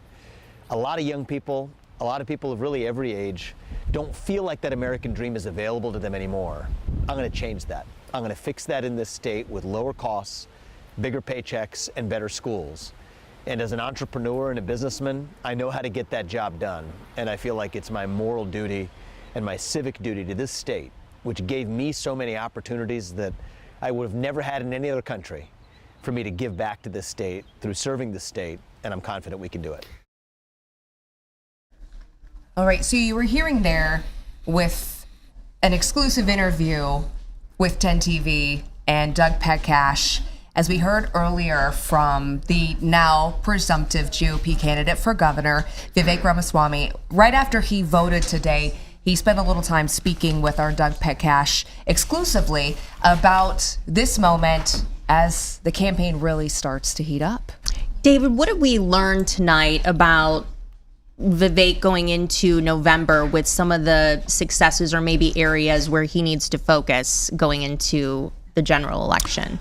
I think the biggest issue of concern tonight over at Vivek headquarters will be the percentage against him in Appalachian counties, especially go around the Ohio River counties. It wasn't the 10-15%, it was 25%, in some cases 28%. And if there's a portion of the state that would represent an opportunity for Democrats, it would be to return to where they had been in Ohio for a very long time, which was very competitive in Appalachian Ohio. And you know, the formula for Ohio Democrats' victory was to put Northeastern Ohio together with Appalachian Ohio and you know, win the state. Do you think that's because of the billionaire, you know, the anti-billionaire messaging that's going on, because he is a billionaire? Do you think that's why he didn't play as well in those specific areas? You know, you think about how well can you relate to, you know, somebody living in modest means, somebody living in a very rural community when you're living, you know, the private jet lifestyle. I think certainly that's an issue. And you know, again, you know, folks in Appalachian Ohio, you're sizing up, you know, have you done a hard day's work in your life? You know, do you understand what my life is like and the struggles of my life? And, you know, I think it's a real issue he's going to have to deal with also on the front of, you know, healthcare. He's a executive from how does a pharmaceutical. A billionaire communicate like that? How does he do it? Well, I mean, normally they buy a pickup truck and you know, and they go to the diner. And they go to the diner and maybe they get a photo op where they're, you know, shoveling something, some substance of some kind. It's not going to be easy, and especially because his strong suit is the showmanship. It's not the one-on-one, right, I'm one of you stuff. It's the I've got ideas and I'm exciting. What about Dr. Amy Acton and the uphill battle in some ways that she's going to face as the Democratic nominee for governor, with overcoming some of the messaging people remember from COVID times? And we've already seen some criticisms in commercials playing out. It feels like that's just beginning. What do you think she has to focus on from here? Well, I think one way that she can spin the COVID narrative is to remind people of the lives that she saved by, you know, releasing those directives and shutting schools down. Like, more people could have died. There could have been more chaos, right? And so outside of that, I think the other challenges that she needs to have is, of course, increase her visibility. Of course, she was running uncontested, and so she really didn't have to do any media appearances and things of that sort. But now she really has to get out there and introduce herself. And she also has to do some more media training, I would argue, because while, you know, I enjoyed the passionate speech today, I'm not sure if it's going to really chart well with general voters as we get into the general election. And we're talking about two candidates who have never done this before. And they are both brand new on the campaign trail for office, because we did see Vivek Ramaswamy run for president, but that campaign didn't last so long before things kind of, you know, narrowed down. So what are we looking at when you have fresh candidates? In a lot of ways, we're not talking about lifetime politicians, as we've seen in previous governor's races. There's a big change ahead in either direction. Well, that's right. And especially in Ohio, where, you know, the norm has been these are long-time elected officials. I mean, Mike DeWine We know them from other offices. Current Governor yes. Mike DeWine has been in office since the 70s. John Kasich, the previous governor, had been in office, since the 80s. We're used to folks who have very much been around the bend. One thing that'll mute that a little bit as an issue, of course, is it's true for both of them. Neither one of them has been in office. Right. They're not coming from, statewide office or from Congress or anything like that. But the way they think of the job and the way they think of Ohio is still clearly distinct. And, when you hear their messages, Ramaswamy's is much more of this kind of economic, economic magical thinking of, we're gonna return things to an Ohio of a prosperity of another day.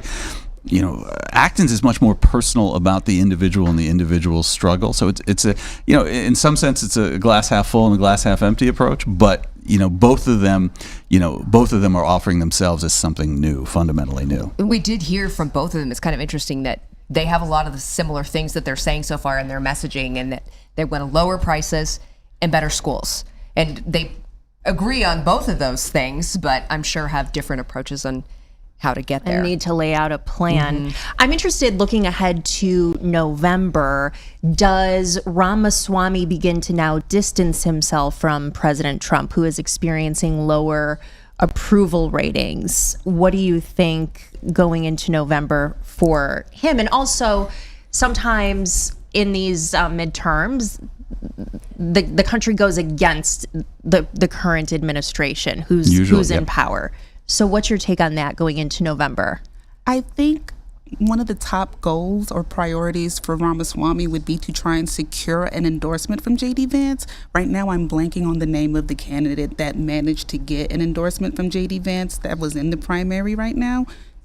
But I think if he manages to get that endorsement from JD Vance, it would signal, still support from the administration, from an individual that is not directly caught up in a lot of the heat that Trump is receiving right now.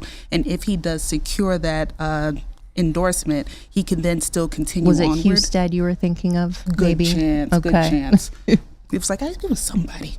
But if he secures that endorsement, he would secure both, support from both president and vice president, and that would indicate a unified GOP front. And I think that would also signal to disgruntled voters who would have supported Putsch instead, right, would say, well, if JD Vance likes him, well, then maybe I should probably give him a chance, maybe. What are your thoughts on that? It's hard to do. In the modern Republican Party, it's hard to create any space between yourself Because you have to and identify Trump. with people who are experiencing the high gas prices and the property taxes and the affordability, but you're also a billionaire. Right, and you can't go too far in distancing yourself from the center of the party, and that's the exact same problem that Husted is going to face running for Senate. Is he's had to associate himself with Trump to get where he is right now. It's very, very hard to turn away from that, which means you rise or fall. A rising tide lifts all boats. Well, a falling presidential approval, sinks all boats for Republicans. Well, we did see JD Vance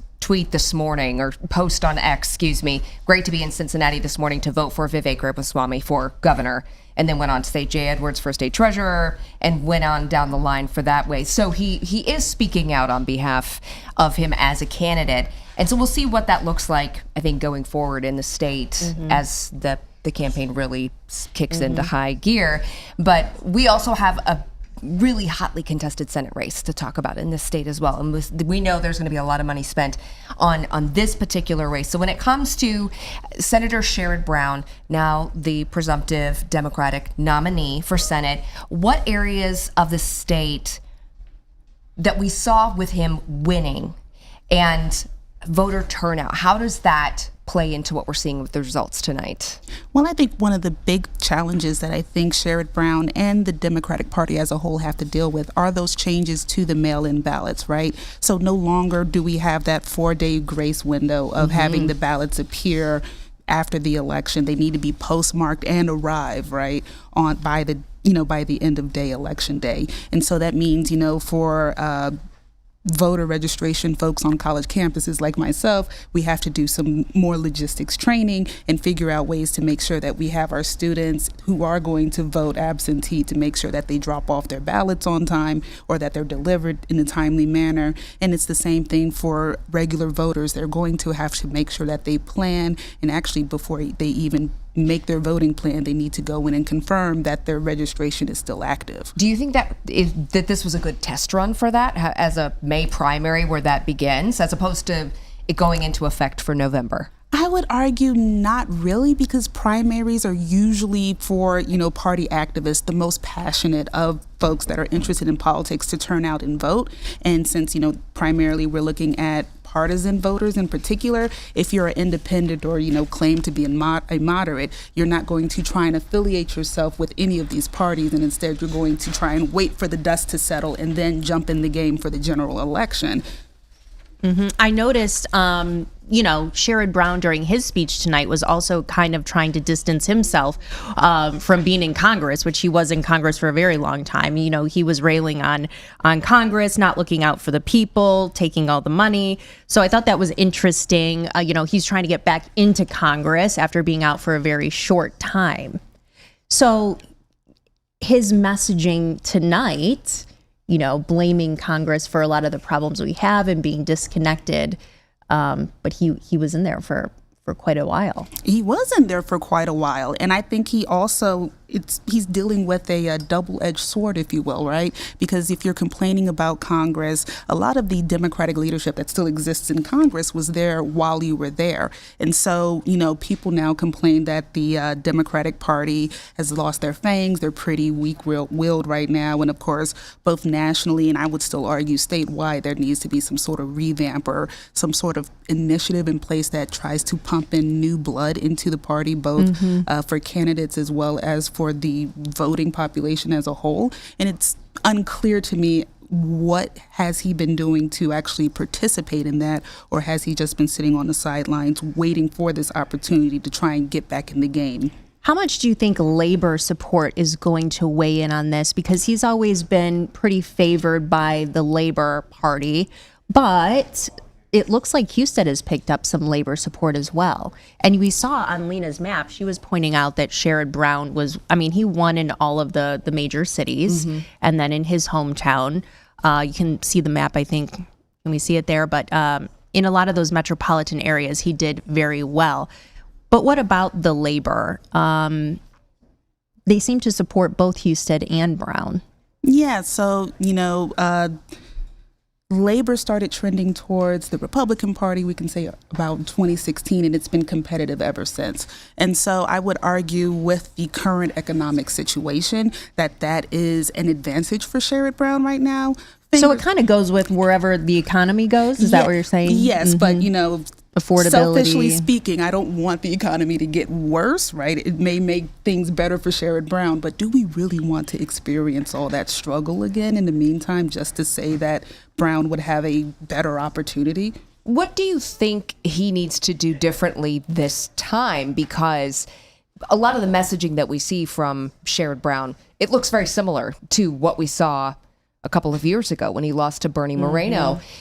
Do you think he needs to change his messaging, or do you think that there needs to be a freshening of what he's sharing as he's on the campaign trail? Because it looks the same. So as a voter, I would argue that there should be a refreshing, but, professionally, the academic in me is arguing what he's presenting would work right now, especially since Trump is not on the ballot. One would argue this is more so of a referendum. However, there is still, as I mentioned throughout the night, the fact that he lost. And so there is a lot of concern, I would argue, if he's still running the same playbook as 2024, which is the similar playbook that Tim Ryan used in 2022. I have major concerns because, the definition of insanity is running the same thing over and over again, expecting a different ending. So what are some of your biggest takeaways then from tonight's results as we look ahead toward November? I think one of the biggest takeaways is hopefulness. I was coming in still bummed out about, the Supreme Court decision concerning the Voters' Rights Act. And so seeing that, individuals still turned out and vote, and we didn't have any surprise. Are you talking about results.